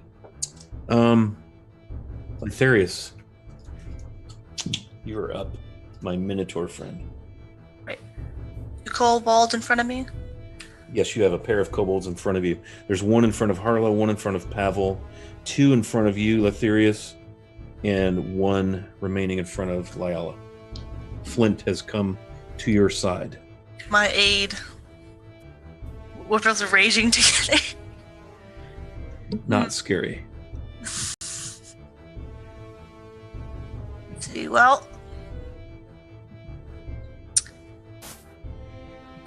I would like to gore one of them, not a goring rush, just a regular gore. Just rear my head back and slam my horns down into it. Okay. Oh, goodness.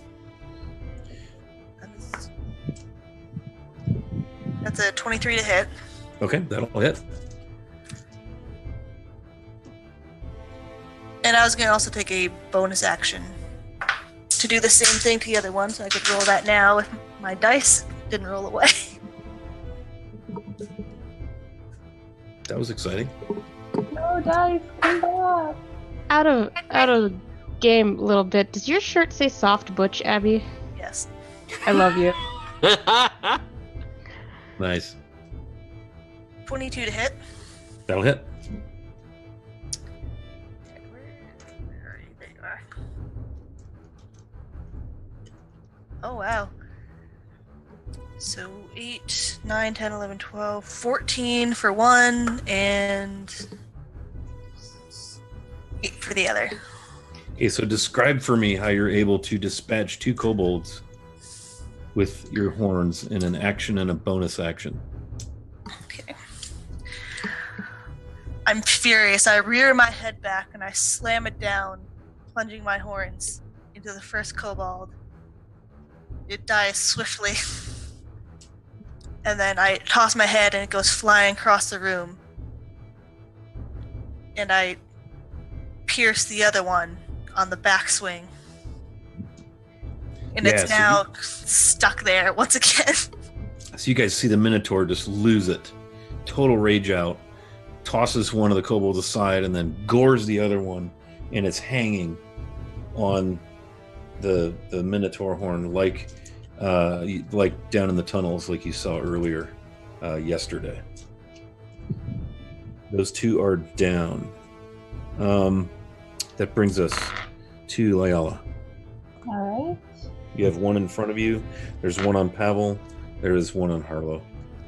Okay, so the one in front of me, I'm going to take my battle axe and attack.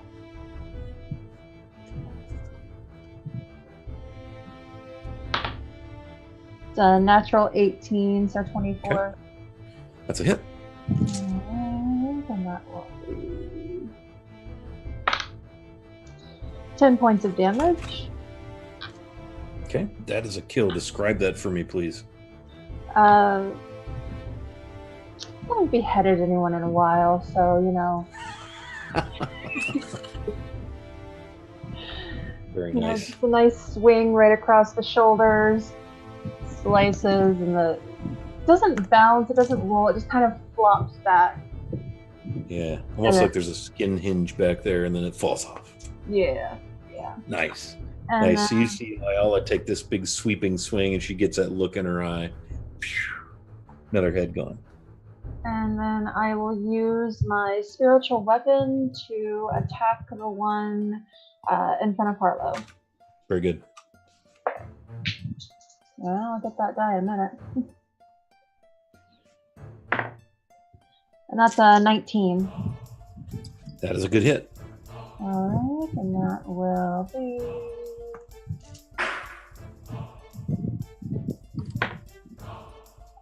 8 points of damage. Okay. So that one goes down. Another force blow blasted against the wall. Bones crushed. The air rushes out of it, and it falls on top of the one you just cleaved the head from its shoulders, leaving one remaining kobold who will take a wild swing with a dagger at Pavel, and it misses mightily. As I sort of dodge, I wanna look around and go, leave him for me. So top of the order, Flint. All right. How many kobolds are left? There's one in front of Pavel. He just took a nasty swing at him with a dagger. Missed wildly. I'm going to calm down. Dispelling my rage, I guess. And I'm going to cast Cure Wounds on myself. Very well. Roll your healing, please. That's going to be 8 healing points for me. Okay. And That'd be that's your my turn. turn. You have anything else Yeah, to do? Okay, very good. That's all. Pavel, you're next in initiative. Okay. I'm going to stab it in the throat. Okay. Rapier time. 17 plus 5. That's a good hit. I'm rolling hot today, guys. Except for And we all are. perception. I've rolled like three things under 10 for perception. That's going to be 9 points of damage. Okay. Tell me how you take down the last remaining kobold guard. So yeah, like I said, I dodge out, leave it for me, and then Flint, cools down as I come back around, I just stab it right in the throat, and it slides off the blade, gurgling blood. Okay. The last of the kobolds drops, and you can hear gases escape its body as it gurgles the blood, kind of as it just lays there. And so you're in this room, panting, breathing hard. I mean, it's been like a bone grinder, right? Since that first trap door into the crawl space with the rats, it's been this, about 10 minutes of just constant assault. We're going to take a short break in real life so that we can do a quick beverage and all that jazz. So maybe Steven, give us 5 minutes on the clock, and we'll be right back to continue on. Woo! Hey everyone, Steven from Castle Mac here. Wanted to take a moment to play this video over the break so that we wouldn't eat up time when we come back, so that we can get right back into the role-playing that we think you're here for. Wanted to sincerely thank you for being here. It truly means the world for us, really, you guys. We're overwhelmed by the support that we receive from you all, so truly thank you. Let's get some administrative stuff out of the way. As you may or may not know, you can find us on YouTube. There's a link right down below the video. We've got all kinds of links down there. Or you can find us at youtube.com/c/CastleMac, or searching for Castle Mac will pull it up. I do my best to get all the videos up within 24 hours of their live stream, so there shouldn't be much of a delay. Usually I'm faster than that, and sometimes just a little bit behind, but every back episode is there, so you can go check them out. Finally, you can find us all on Twitter. That's pretty much where we mostly hang out in the social media world. All of our Twitter handles are visible within the player tags, although we're pretty easy to find. Just do the @CastleMac and it'll fill out with the 6 of us. So give everybody a follow and let's talk D&D. It's pretty much all we want to do all the time. Another link down below you'll see is our Bandcamp. All of our music is completely original. This is done by Castle Mac Andrew, and he's done just a phenomenal job. You can go listen to those tracks individually at our Bandcamp link. You can also purchase the album if you'd like to show him some support. He's got more stuff in the pipe, and it's going to be just fantastic. Finally, we do have a podcast. Speaking of audio, you can find us on iTunes under Castle Mac and other places that good podcasts are found. We're a little bit behind right now, but we're going to be caught up and have all the episodes for your audio pleasure.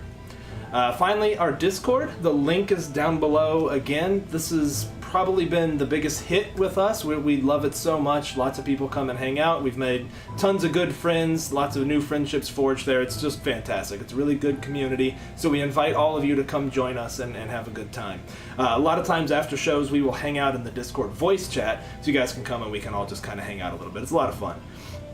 Finally, let's talk about Divine Inspiration. As you've probably seen by now, every 500 bits or subscription equivalent earns our players a Divine reroll. We think this is a really fun way of letting the viewers sort of act like they're the gods of the realm. They can subtly guide the actions of the players, whether it's, guiding an arrow or moving a shield over just a hair. So we really appreciate that. That is the immediate tangible benefit, but do want to talk about, what we do with those bits. We reinvest absolutely every dime we make into the stream, and you can look back at some of our older YouTube videos and see in a very short time we've come a long way. We really use that to pay for art. We've done tons of artist commissions, from overlays to character artwork, and we will continue to do so. We think we think artists make this community incredibly vibrant and bring visuals to life. I don't think any of this works without some of the wonderful art that people have done, and also equipment. As you probably know by now, if you spend any time with us, we have been making huge improvements to our audio, and that is really our number one focus right now. So we are saving up for a comprehensive audio equipment overhaul. Both Andrew and I have some background in recording, and we are really hoping to make that leaps and bounds better than what it is right now. We're really making do. It's challenging to mic a room full of people with broad dynamics, from whispers to shouts when people roll 20s. So we are being very thoughtful, and we're really focused on making that as absolutely amazing as we possibly can. And so you all are helping us with that. Every time you donate even a single bit, we really truly appreciate it. Okay, let's get back to the break. We'll see you guys in just a few minutes. Thank you again for being here. It honestly means the world to us. So we'll see you soon.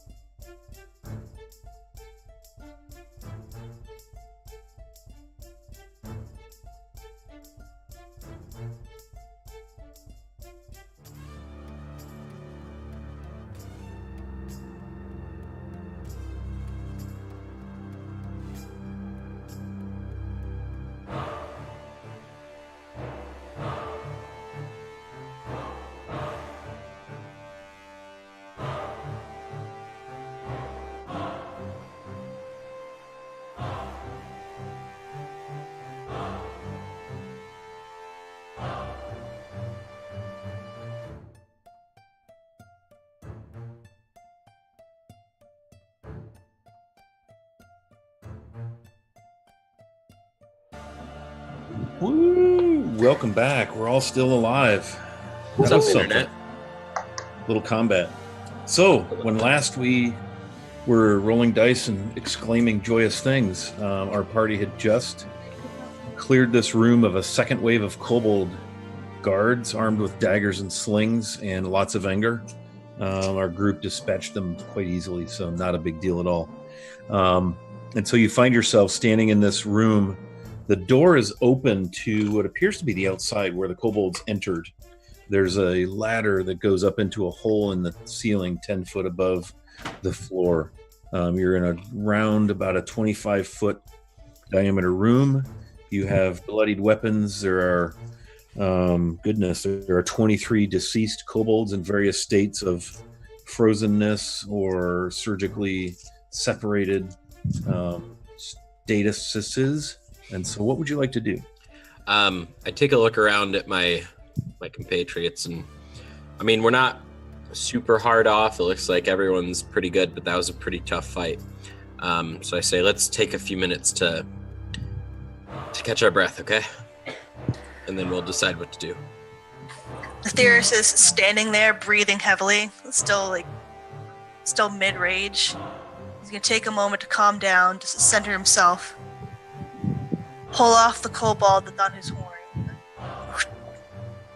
and drop to the ground, just mutter, I'm freaking tired of all these damn lizards. What the hell are these things? I'm sick of these motherfucking lizards in this motherfucking dungeon. All these damn lizards. Couldn't help it. Too many lizards. Lytherus, they're called kobolds. They're like little dragon people. They're Are a they bit of a anything like- pest. Are they anything like goblins? If goblins had a baby with a dragon, I guess. Just All picturing right. how that might happen. I'm not even going to think about it. Yeah, It's so you're in it's like trying to think too hard about the dragon and donkey and Shrek. a right. Okay. So you're in this room. There's a fire in the fireplace. It's embers, coals. There's a big pot right near the fireplace. There is one table that isn't broken to pieces. It's a 4-foot square table near the fireplace. There's the ladder on the east wall going up into the hole in the ceiling. There's the shattered 8-foot table. Sorry. And there's a pot near the fireplace, and you're in again kind of it's like stacked stone, sort of flagstones that make up the walls. And it's a stone floor. After sort of, taking a minute or two, maybe like 10 minutes to, walk around, stretch, catch your breath, I'm going to peek out the door on the southern wall. Yeah, so as you look out the door, you're looking outside. There's a huge kind of a briar hedge wall, maybe, I don't know, 40 feet away from the door. And there's kind of an opening cut in that hedge wall, and there's hedges on either side of the door. It's almost like it's like pathway that has hedge walls. They're probably 10, 12 feet high. And you're looking out into the outside. It's cool for a probably your guess would be late morning. It's still a bit misty.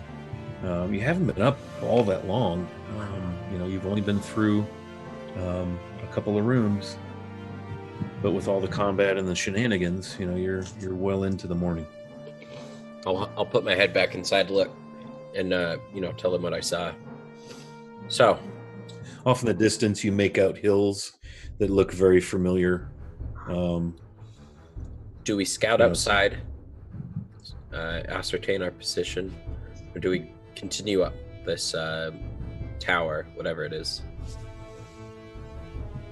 I'll put it to a vote. I could use some fresh air. I wouldn't say no to it. Even if it's just an hour. Get something that doesn't stink of kobold. I'm with you on that one. Huh? I do gotta ask y'all though. I just met y'all yesterday, but why are you all here? How long you been here? A few days, I think. A couple of days? I mean, trying to think, we've slept like, what, twice? Yeah, I believe so. Right, and why are you looking for the queue? Or why did you come to the queue, I suppose? The better question. We heard about some cool magical items. We figured, why not? I sort of like glance at everyone like, You're really just going to straight up lie to him? You're lying to me? No, we were told about some cool magic items, Pebble! and we are here to get them.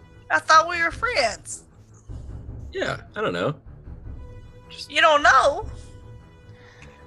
I look at Crispin. Look, Put some we were hired to come find certain items for a lord.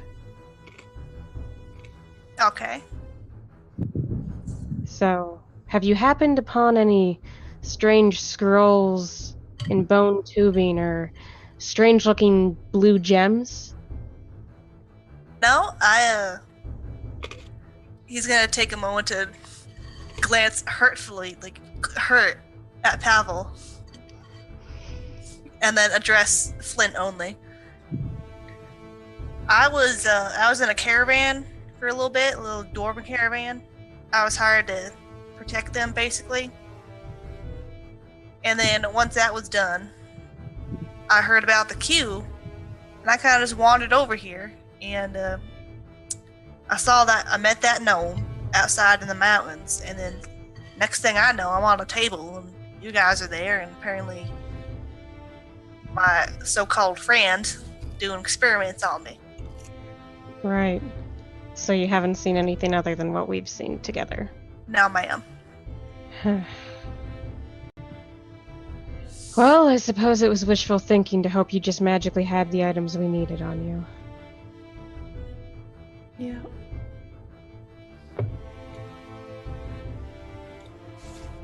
Are you guys inside the room still as you're doing this, having this conversation? Yes. Yeah, we haven't left yet. Yeah. Good. Yes. Having a conversation. Well, if that's the case, since you guys have been here longer than I have, let's head on out. And again, another hurt look for Pavel. Because you lied. How many of those hurt looks do you get per short rest? Use them all up. He's a sensitive child. Right. Lathyrus, like, it's nothing against you. It's just we've known you for like what, 24 hours. You're clearly a very nice young bull who's very, very, very strong and could probably kill me. But we still don't really know you. Well, I can't help my feelings, now can I? We barely know each other, Pavel. I walk up to Chris, but I just reach all the way up, and I'm stretching because she's only 5. I think she's 5'8" or something like that, and just scratch the top of his curly head. Just because we're horned doesn't mean you can't trust us. But I'm gritting when I say it. Thank you. That means a lot. Finally, someone understands.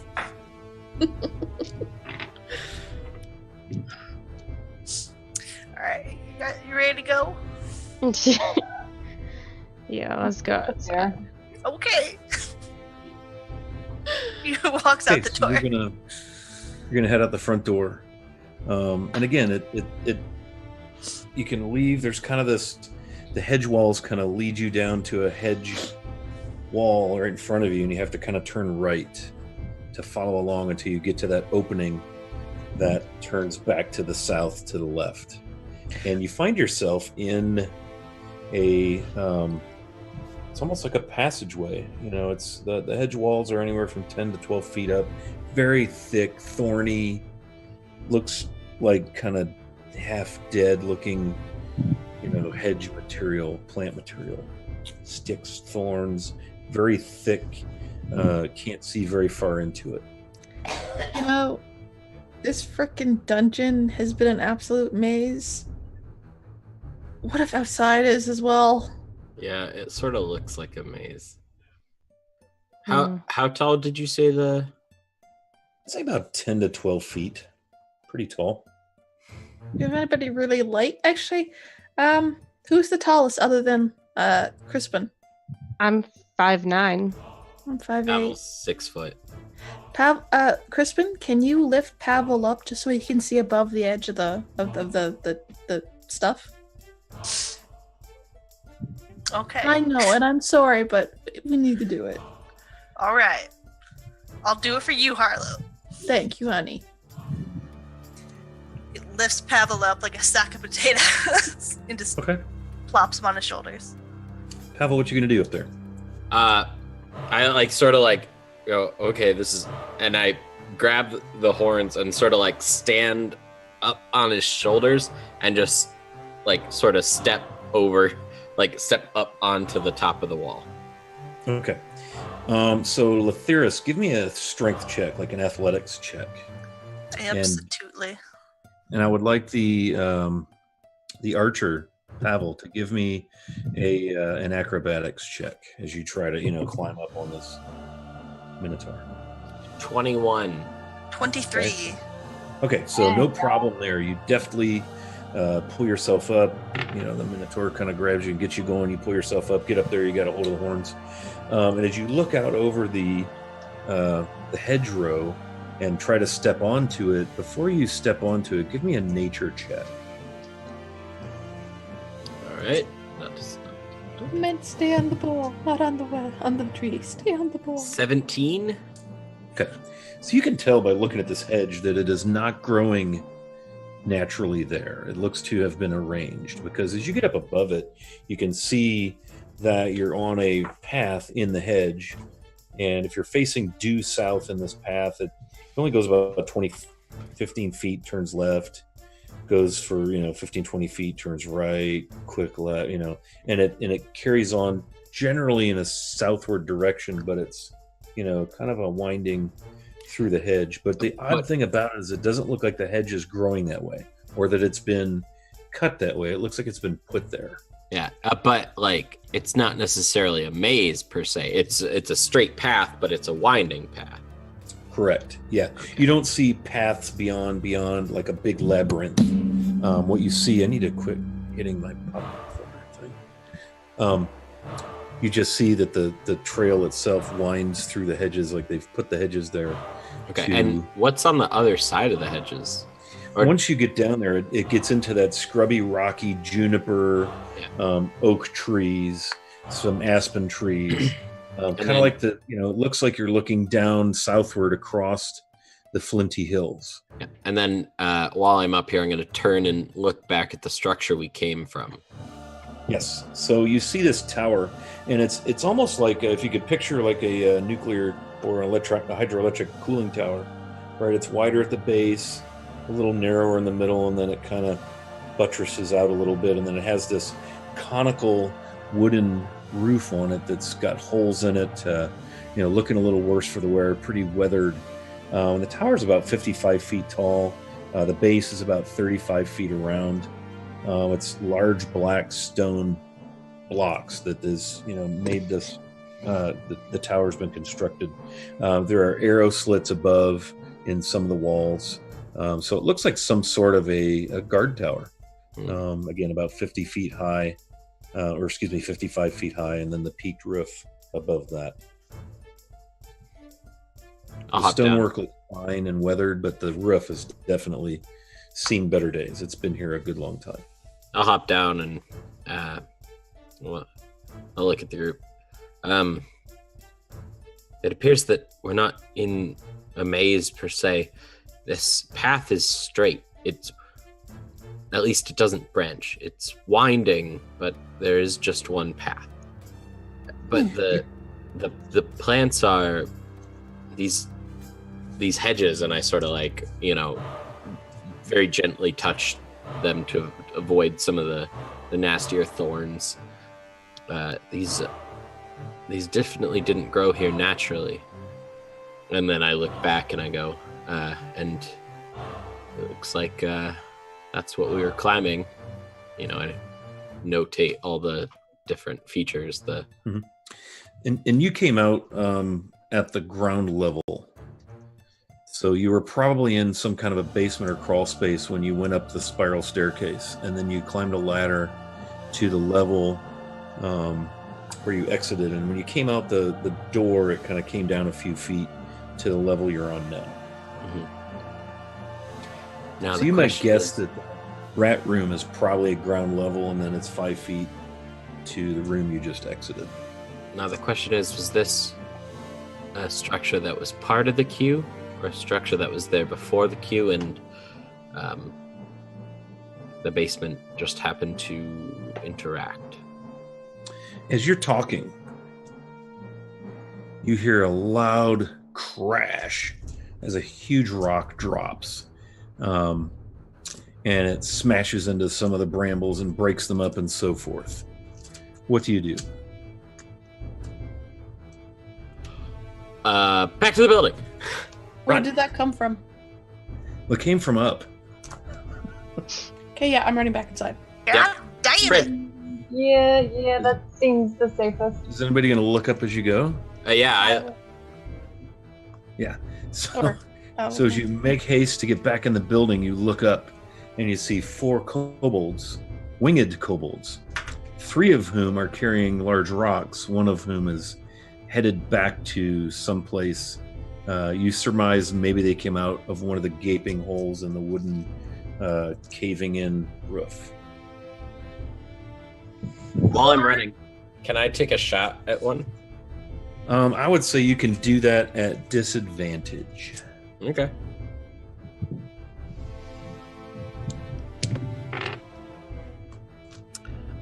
That's an 18 and a 14. Okay. Plus 8. So Okay, so your 14 would be sufficient.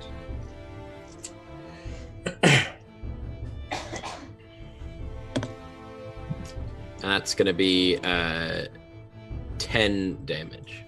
Okay, so you fire and pluck. And I'm just going to go on a D4 which one of these you hit. The one on the D4 is the rockless winged kobold. Okay. And that is the one you've hit. And he plummets and falls off a ways as your arrow, changes his momentum and he disappears off into the brush. You hear him. And I'll shout in Draconic, that's you next if you don't leave us alone. And they reply, "Do your very best. You'll never make it out of here alive." And they, gasp and spit and cackle and all of that sort of thing. All right. I say we finish running back inside. Okay. So you guys get back inside again. You're in that room. There's the table, the pot, the ladder, the fireplace, the front door, and you're in that room. Stone floor. Up. Up it is. Who wants it? Who wants it first? I'll go. I'll be right behind you. So I climb up the ladder and I open the trap door. Okay, hang on one sec. No trap door. Oh. As you come up the ladder, however, a blast of fiery something just hits the ladder. And the ladder starts to crack and snap from the force of the blast. Make me a dex save, please, Flint. Yes, sir. And you need to... it's going to be a DC 12. 24. Okay, so you manage to scramble up. The ladder shakes you. The rest of you see some kind of flash of flame as Flint gets up the ladder and disappears into the ceiling. Flint, you stumble into a room. There is a kobold wearing robes, and he appears to have just finished casting a spell of some sort, and there are 3 female kobolds, large female kobolds, standing around him, staring at you as you enter up into this chamber. The chamber itself is about 15 feet in diameter, so it's much smaller. The ceiling looks to be about 15 feet above. There's a couple of jagged, and that ceiling is wooden. There's a couple of holes and jagged, like the wood is rotting a little bit. There's a thick rope that goes up into one of those holes. Okay. There's a bench against the northern wall covered in stained silk sheets, animal pelts, and there's a small table. And you are greeted by 3 large female kobolds, each holding 2 flasks of oil, and this other kobold fellow in robes, a raggedy, pointy hat, and they're screaming at you in some foul language. Pavel, you hear downstairs, "I don't know what you are, but you're about to die. Meet your maker." Let's roll initiative. Shit. Did Flint interrupt something? That's a nat 20. But see, they're holding flasks of oil. Did we come up with some kobold oil wrestling thing? That's going to be a 23. Okay. 26. 18. Who's got the 18? Is that Lathyrus. Mm-hmm. Okay. Vala? 16. Okay, Harlow.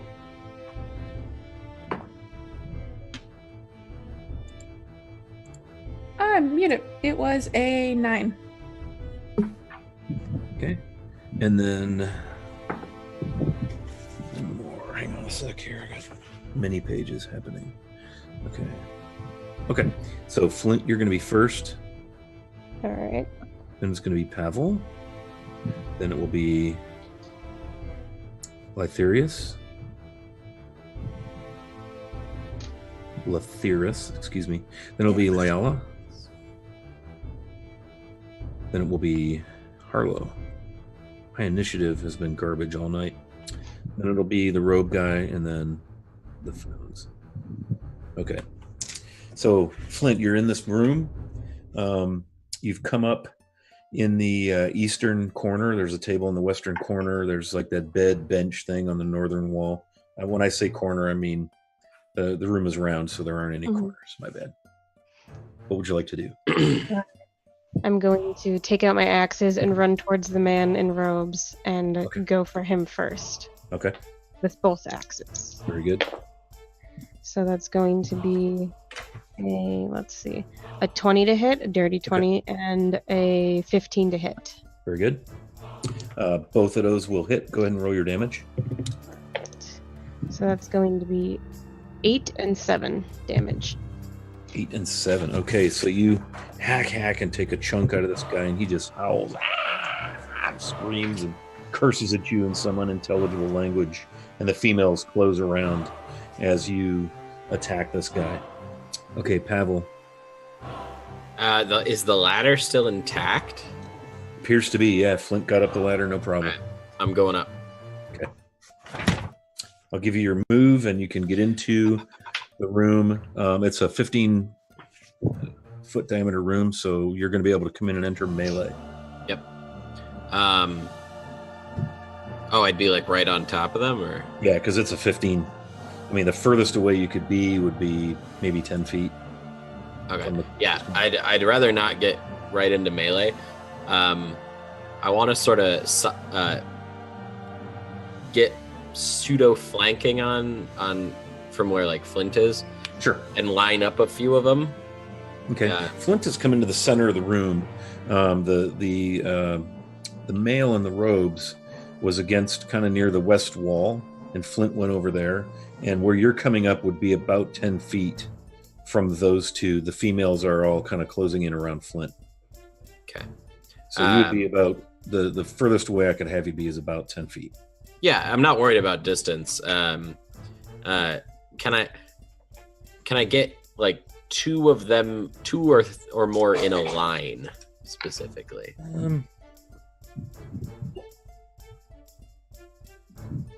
I would say the only line you can establish is a female whose back is to you, Flint, and the male. The other two are on either side of Flint, and then the male is in front of Flint. So if you could picture almost a diamond formation with Flint in the middle. Yep. So I can get one female and the male, right? Female in the back. Yeah.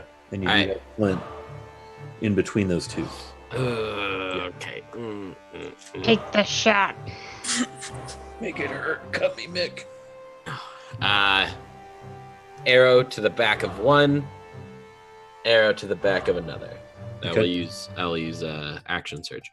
Okay. Go ahead and roll your first attack. First attack is going to be a 16. Okay. That does hit.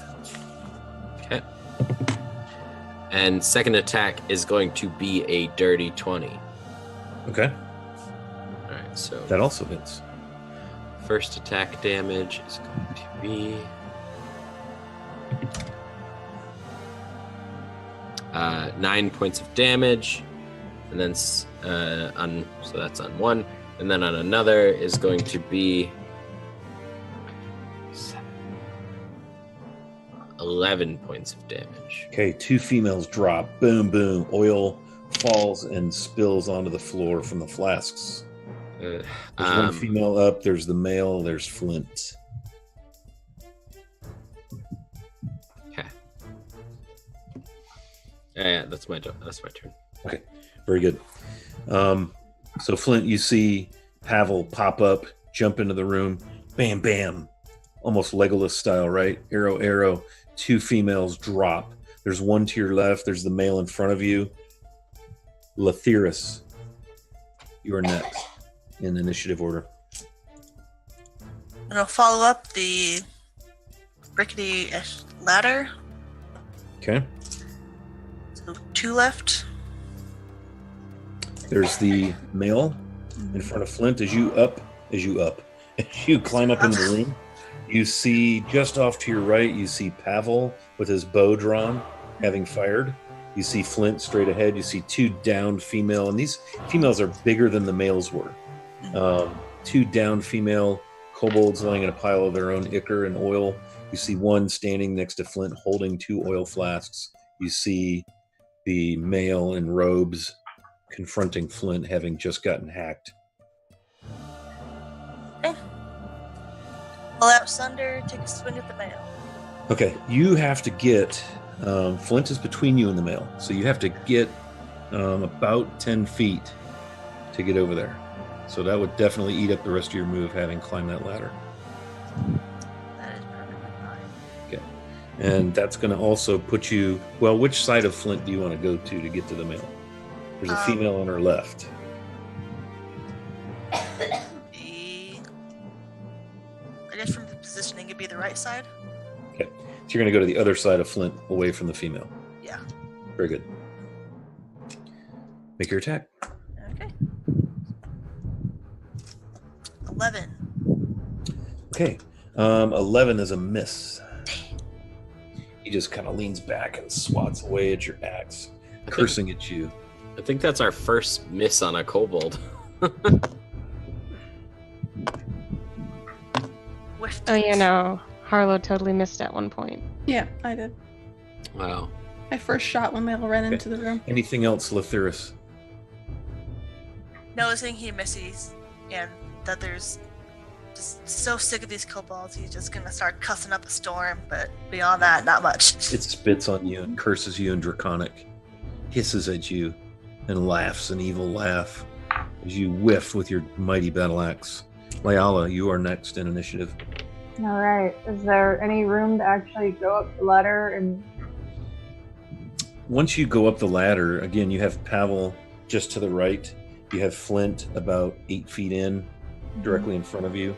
Right beside her, as you're looking at her, would be her left is a female.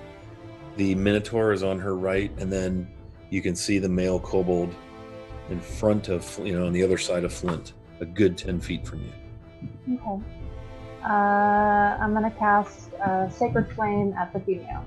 Very good. And that's a dex save? Dex save.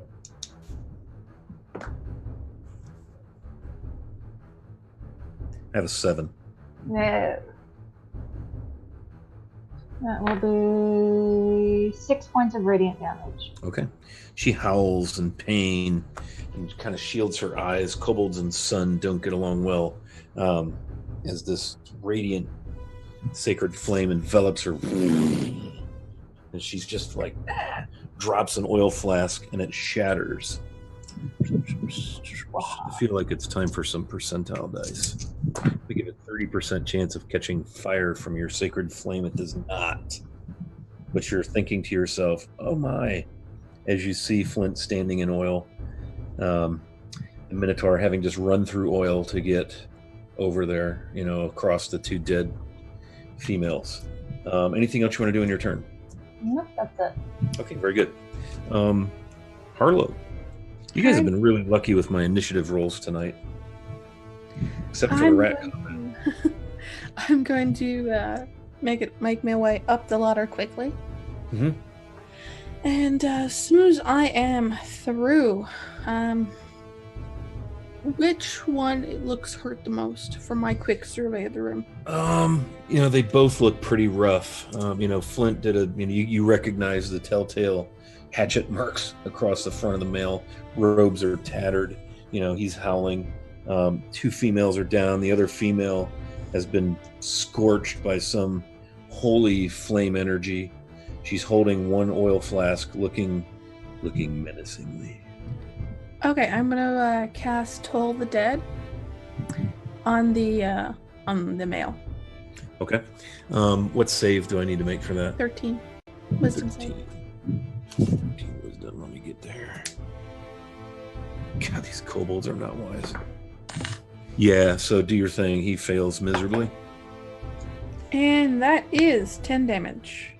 Yeah, so he kind of grabs his ears and looks around, and then he looks at you and sees the source of where this is coming from, and he falls to his knees, and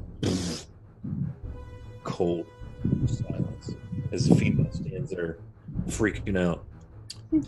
Anything else you want to do on your turn?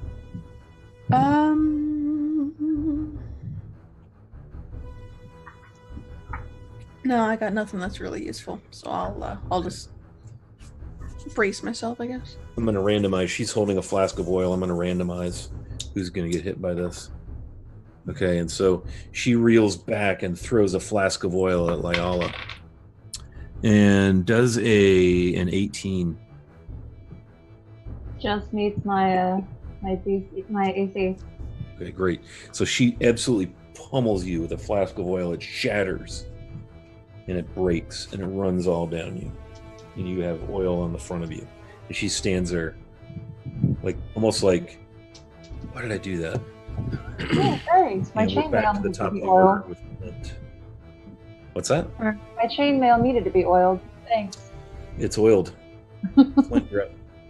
All right, I'm gonna do an unarmed strike and try something interesting if this succeeds. That's a natural 20, so...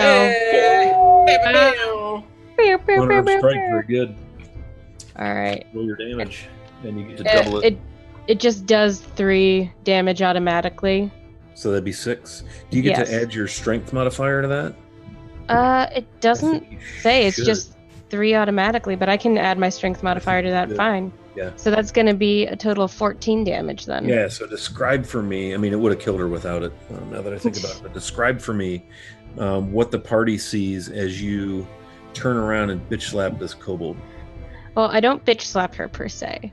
I grab her jaws and I just start wrenching them open more and more and more. I try to basically rip her in half. Yeah, and you hear it finally. She's howling in agony, and it cracks and pops, and then just blood issues out, and you tear her neck apart, and she just falls limp.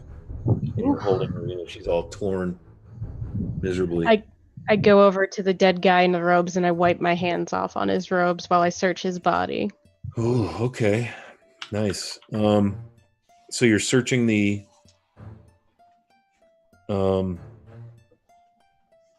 dudes, right? Yeah. The male? Okay. As you're doing that, I need 3 of you, and I'm going to have Pavel, Harlow, and Lyala make dex saves for me, please, as rocks drop through the big rotted hole in the ceiling. That's going to be 15. Okay. Same. Okay. 17. Okay, so each of you happen to be fortunate enough to have a rock drop beside you, but miss you, and you hear the cackling of the winged kobolds in the chamber above as they try to drop rocks on you. As Flint, you're searching the body of them, right? Right. So he is in robes. He's got a pouch. He's wearing a necklace that was kind of under the robes, and it looks like it's... give me a nature check with advantage, please, Flint. With advantage? All right. 1 second. So that's going to be an 18. Okay, so you know that's absolutely jade on his necklace. And it looks like a pretty nice... It's a gold necklace with jagged pieces of jade hanging almost like teeth around it. It's pretty nice. You're thinking, that this green mineral, this green rock is definitely worth something. Right. He also has a pouch on his body. Can I check the pouch? Yeah, there are 11 gold pieces in that pouch. All right. Woo! You also have the 3 females, and they look to be wearing jewelry, that kind of thing. All right. Since we're still kind of dealing with some stuff, I'm going to quickly shove that stuff into my bag for now. and get right back up and get ready to fight. Okay. Very good. So you're in this room, a 15-foot circular chamber. You've just had some rocks dropped near you, but they all missed because of your, scrambling out of the way. And you can hear above those 3 winged kobolds chattering and clattering away, flapping and scrabbling around. Are we maintaining initiative? Yeah, let's go ahead and just keep initiative. I'm going to go ahead and give those kobolds the same initiative as the sorcerer had. Okay. I believe since Flint went last, then it's probably me. Pavel will be next, yes. Okay. Are these kobolds you threw them through the hole in the ceiling, right? Yeah, and they're going to have like 3/4 cover because they're up there flying around. And so they, you could take a shot if that's what you're thinking, but it will be tough. Okay. Look at this here.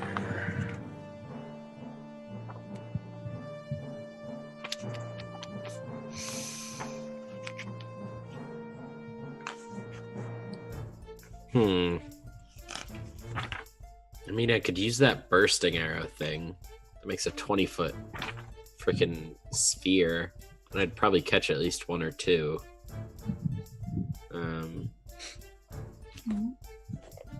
Yeah, I think I'll do that. I'll use bursting arrow and shoot it up. I'll wait until I see 1 or 2 in the hole and pa. Okay. Do your thing. Does it have to hit in order for the force to go off, or does the force go immediately off? After the arrow hits a creature? Okay. So you're going to fire with disadvantage to try and hit. Actually, that doesn't work that way. I'm sorry. They get a +5 to their AC. Oh. So just fire away. That's fine. Natural 20. That should work nicely. Well timed. So, you see Pavel just rear back, boom, an arrow flies up, and sure enough, you hit one. And you hit one for 2 reasons. One is it squawks, shrieks, and 2, you hear a rock drop on the floor up there, and you feel wood splinters and dust and rubble start to come down a little bit as this heavy rock hits the floor. And that's going to be 4d6 for anyone within 10 feet of it. 10 or 20? 10 feet radius. Okay. 10 feet radius. Let me get my map. So I'll, let me know if that hits anyone else. That's going to be 10 there. 17 points of damage. Okay. So let's have a geometry lesson, shall we? The chamber above you is actually a little bit larger. Remember if I told you the as it went higher, it buttressed out. And so it's a 20-foot diameter chamber. And if you understand geometry, the radius of a 20-foot diameter chamber is 10 feet. So anything in that chamber just took 17 points of damage. And you hear thud, thud, rocks and bodies dropping. Nice. You turd. I mean, congratulations. That is how you ruin a very carefully plotted out battle by a DM. Yeah. So you hear, and it just grows quiet. And so you have the 4 corpses. You have the items you took off the sorcerer. The room you're in, again, there's a rope that goes up that hole. Presumably that's how you would get up there. There's a table in the room you're in. There's just some general nonsense, worthless junk bits and pieces. There are 5 flasks and a scale with 3 small gold counterweights. Those are probably worth a little something. About 15 gold each, those counterweights. And then there are the deceased female kobolds who appear to be wearing some sort of jewelry. I'm gonna go see what's up there, if anything else. What kind The of females? oil did they have? What's that? I'm wondering what kind of oil did they have? It's oil. Yeah, but is it It's like cooking Extra oil? Is it burning virgin? oil? Is it... You know, it would be oil that you would use to light torches and that. It's flammable. Okay. Thinking back to the start of this, that dude fired off some kind of a flaming something, and those gals were all holding oil. So you're guessing that could have gone badly had they had a chance to hit you with a flask of oil, and then he could have, pew, pew, pew.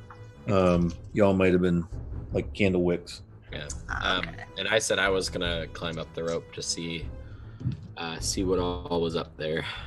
Okay. Yeah, I'm gonna go after one of the female kobold bodies. Okay.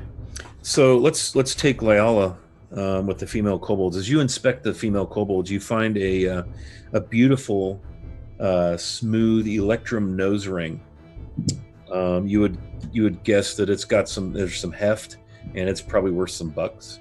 So you have an electrum nose ring. Can I find something shiny like that? There's also one of them is wearing a gold anklet, sort of ornate, and you're wondering where the hell do these female kobolds come up with this?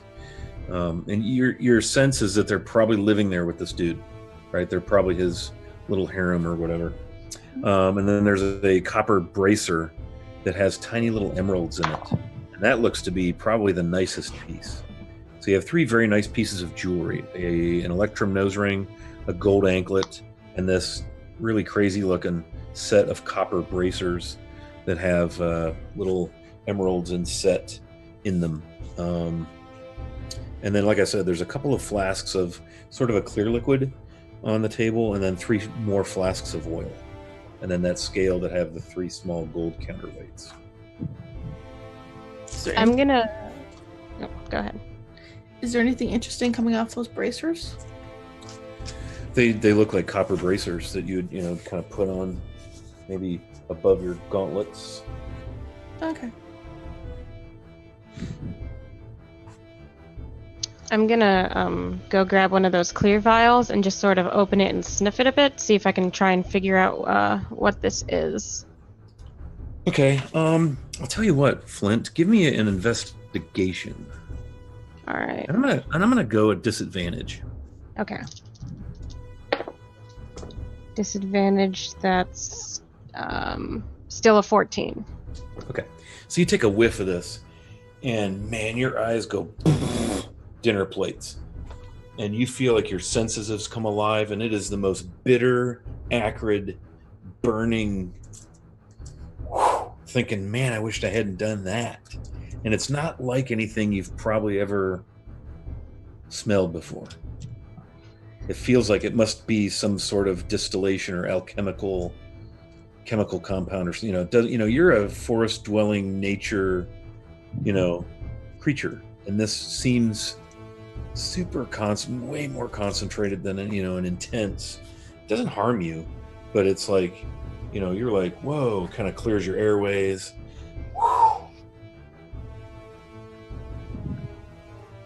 Well, whatever this is, it might be worth hanging on to. And I put the flasks in with the health potions. Okay. Very good. Anything else y'all want to do? Pavel, you're going to climb the rope, right? Yep. Okay. Give me a athletics check, please. Yes, sir.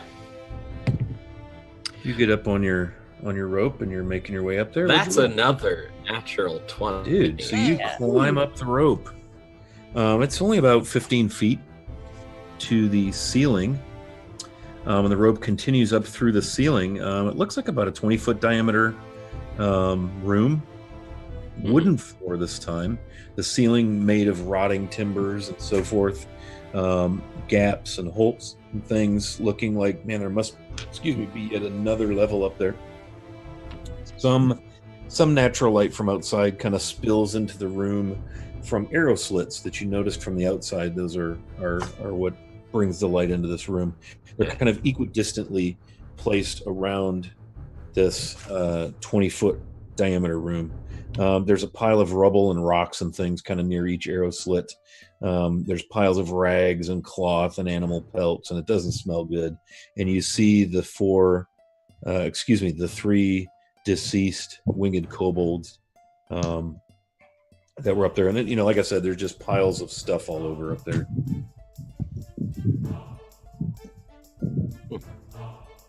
Anything? Probably like about seven piles of stuff. I'll sort of go through, take a quick search through. Okay, you searching all 7 of the piles, or what are you doing? Yeah.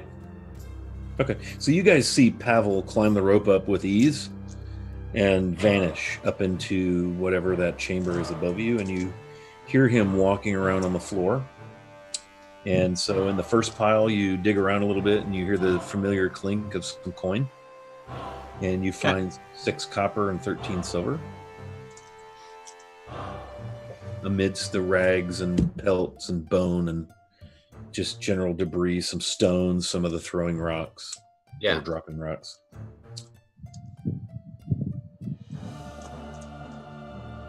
All right, next pile. Okay. More of the same type of debris, maybe even some scat, something half-eaten. But you find a really nice little silver hip flask. It's a little scratched, a little dented, but it's it's kind of a neat thing. Probably worth some money. Nothing engraved or anything. Okay. You find 6 gold buttons in the next pile. You have to kind of dig. They're kind of big and flat, but they're probably each worth a few gold pieces. Okay. Gold buttons. The 4th pile, you find a large, heavy, glassy, minerally, yellowish, clear, cut, faceted stone. Give me a nature check. Or do you have any, skill around such things? No, I personally don't have knowledge of stone cutting, but I rolled a 17 plus 4 for nature. Okay. Yeah, so you're gonna guess that that's probably a nice gem of some sort. It's yellowish, fist sized. It's good sized. Yeah, it's several carats, bigger than any gem you've probably held before. Probably worth a lot of money. Knowing what you know about flint, you would guess that she would probably be able to identify what mineral that is. I'm gonna look down over the hole and say, Flint, can you tell me what this is? And I drop it down to her. Okay, Flint, hit me with a dex check. See if you can catch this thing that's dropping out of the dark ceiling. Dex. Oh, that's gonna be a 22. Seems reasonable. So you catch this heavy rock glass, and you open your hands, and it's this orangey yellowish. It looks like it's been cut, maybe polished. Hit me with a nature check, please. Okay, that's going to be an 18. Yeah. So you are holding a very nice topaz. And it's worth some bucks. Topaz that big? That's a lot. It's a huge topaz. That's worth some money. You've traded, in the Fostwood with some of the travelers, the woodsmen, some of the elves, and you would guess that there's a few to several hundred gold piece gem in your hands. It's a nice piece. It's topaz. And I look at my friends and I'm like, eh? And I hold it up next to my eyes. What do you think? Because my eyes are that color. Oh, that's cute. I will continue my rounds. So that's 4 of the 7 piles. Yeah. So the next pile of rubble you're poking through, maybe with your rapier a little bit, and you find a piece of carved, looks like maybe bone or some white, material. And it's, you're from Relastra, which is a city on the sea, right? Yep. So hit me with a nature check. But you're a man of the woods. 16. So roll it another time and take the lower of the 2. Okay. It's still 16. Okay. So it looks like some kind of fish kind of shaped thing that's been fashioned out of this. If you didn't know better, you'd say it was some kind of bone. It's been carved, kind of Lila, what does this look like? And I drop it to her. Dex check.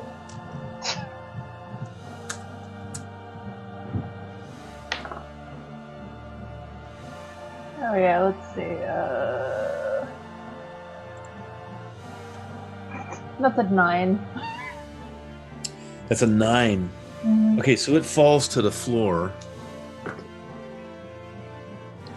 And it thankfully makes it save. And so you have a white piece of something on the floor. It looks like a fish, but like you lived around like oceans, right? Yeah. On islands and stuff. Yeah. Hit me with a nature check, Lila. Give me advantage. Okay.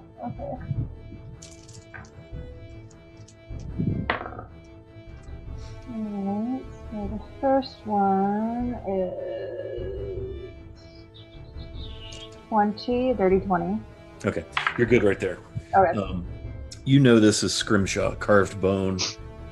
Takes a fair amount of skill to, pull some, representation of something of beauty out of this material. And it's a dolphin.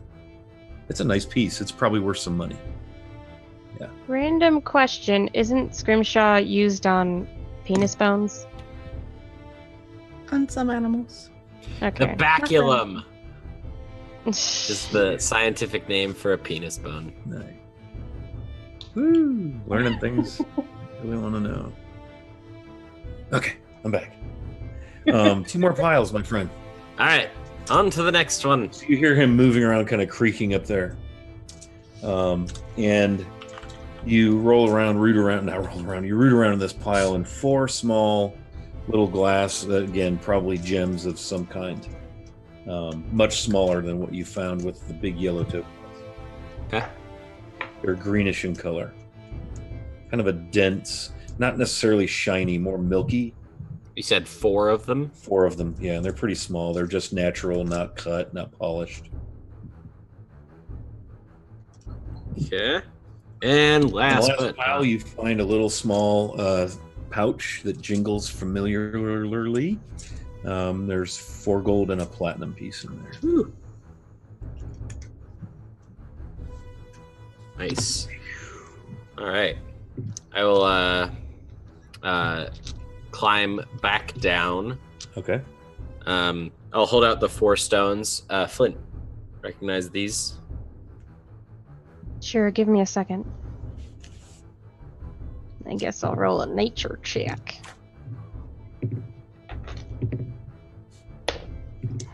21. 21. Okay. What he's holding are some agates, or aggies for those of us in the marble world. It's almost like milky glass, but they're chunks. They haven't been cut or polished or anything. But you figured in their present condition, you could probably sell or trade them for a few gold apiece. Yeah, nice little pieces. If somebody were to cut and polish those, they'd be worth something. Yeah. Moss agate. Seems like these kobolds had a penchant for shiny rocks. Well, makes sense. How very human. I mean, don't we all? So you're in the, let's see, you're 2 levels above ground level now. Or actually, Pavel was. You're 1 level above ground level now. He's retreated back down. Shall we head outside and take that hedge path? Might as well. See where it leads, at least for a little bit. Yeah. Yeah, by all means. Oh, and Crispin. Yes. And I take out the pouch of gold I took from the robed kobold. I want to pay you for the carving you gave me. I feel like you deserve it. And I give him the pouch of gold. Well, I'll take the money, but a chicken is a gift from me to you. You can have it. It's good luck. The chicken's name is Haircut. Remember that. It's Haircut? It's Haircut.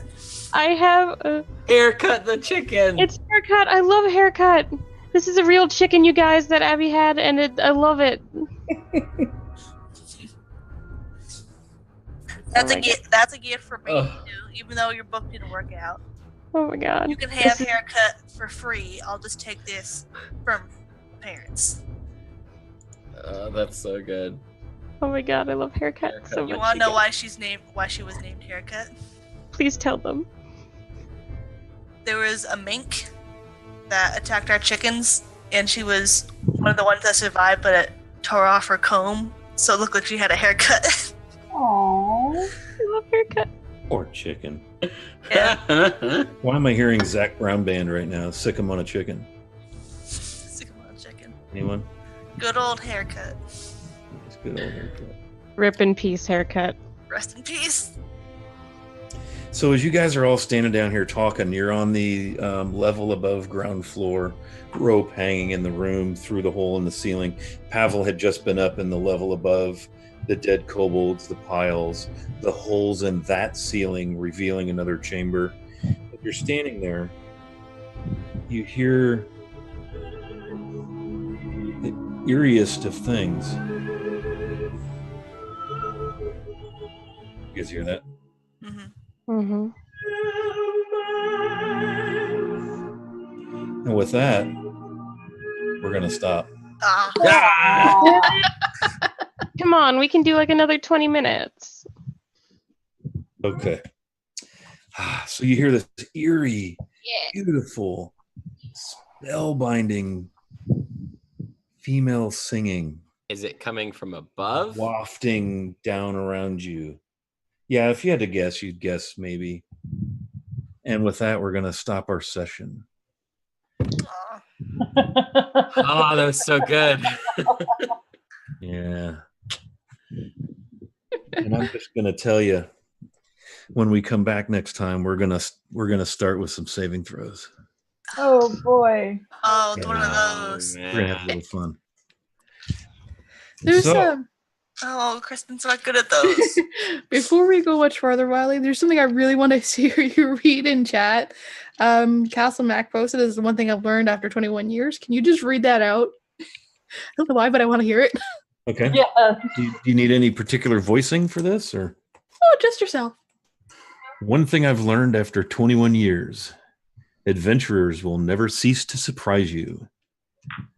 I had this fella trying to sell me a penis bone, carved nicely. But whew, that was a new one.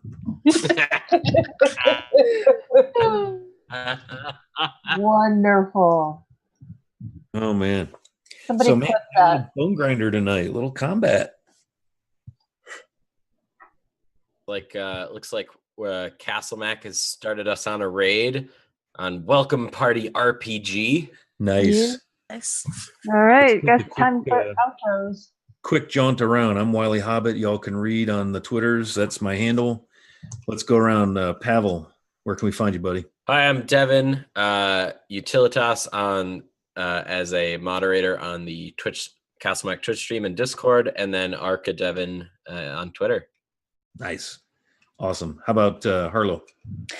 I am Miss Misery here on Twitch and Miss_Misery_ on Twitter. You can find me on every Thursday on the Twitch.tv channel and every Sunday on the Welcome to the Party channel, which we are raiding during a Warhammer Campaign. Have a great night, guys. Nice. All right. Lethyrus, Minotaur. Minotaur Man. I'm once again Abby, Escafio Dio across the internet. Probably will never pronounce that right. Don't even know if I'm doing it now. And this is what I do every other Wednesday. I don't do much else besides get a degree in zoology in college. That's pretty cool. Yep. I like it. Glad to have you aboard. Abby's our newest party member, by the way. So Yes, I am. really, really cool that we've got her here. I guess you could say, "Welcome to the party," eh? See what you did there. That's where we're going to be raiding here shortly. Lila Bright. Hi, I'm Sheena, like the villain on Twitter and Twitch. I'm here every other Wednesday, and every Thursday night I am over on Scraticus's channel playing some Ryutama. Nice. Very good. And last but certainly not least, our little gay dumpster fire Earth Genasi herself, Flint. Yep. Hi, guys. I'm Shanalogic, across all the internet, really. And you can find me here every other Wednesday in the random Mac Marches games we have. And hopefully, starting next year, back on Welcome to the Party every Saturday night. Very I also nice. have an Etsy shop called Shan's 8-Bit Smithy. Check it out. Buy my stuff. Best perler stuff ever right there. Buy her stuff. Yeah. Oh, shit. Yes, very nice. And again, I'm Wiley Hobbit. You can find me hanging out most often here on Castle Mac. I also play a game on Monday nights on Welcome Party, and I'm frequently visiting all kinds of cool D&D streamage stuff because I'm addicted and hooked and all that. And it's really cool. Just a quick shout out to my buddy Bubbernaut, and thank you to Legends of Advantis for the raid.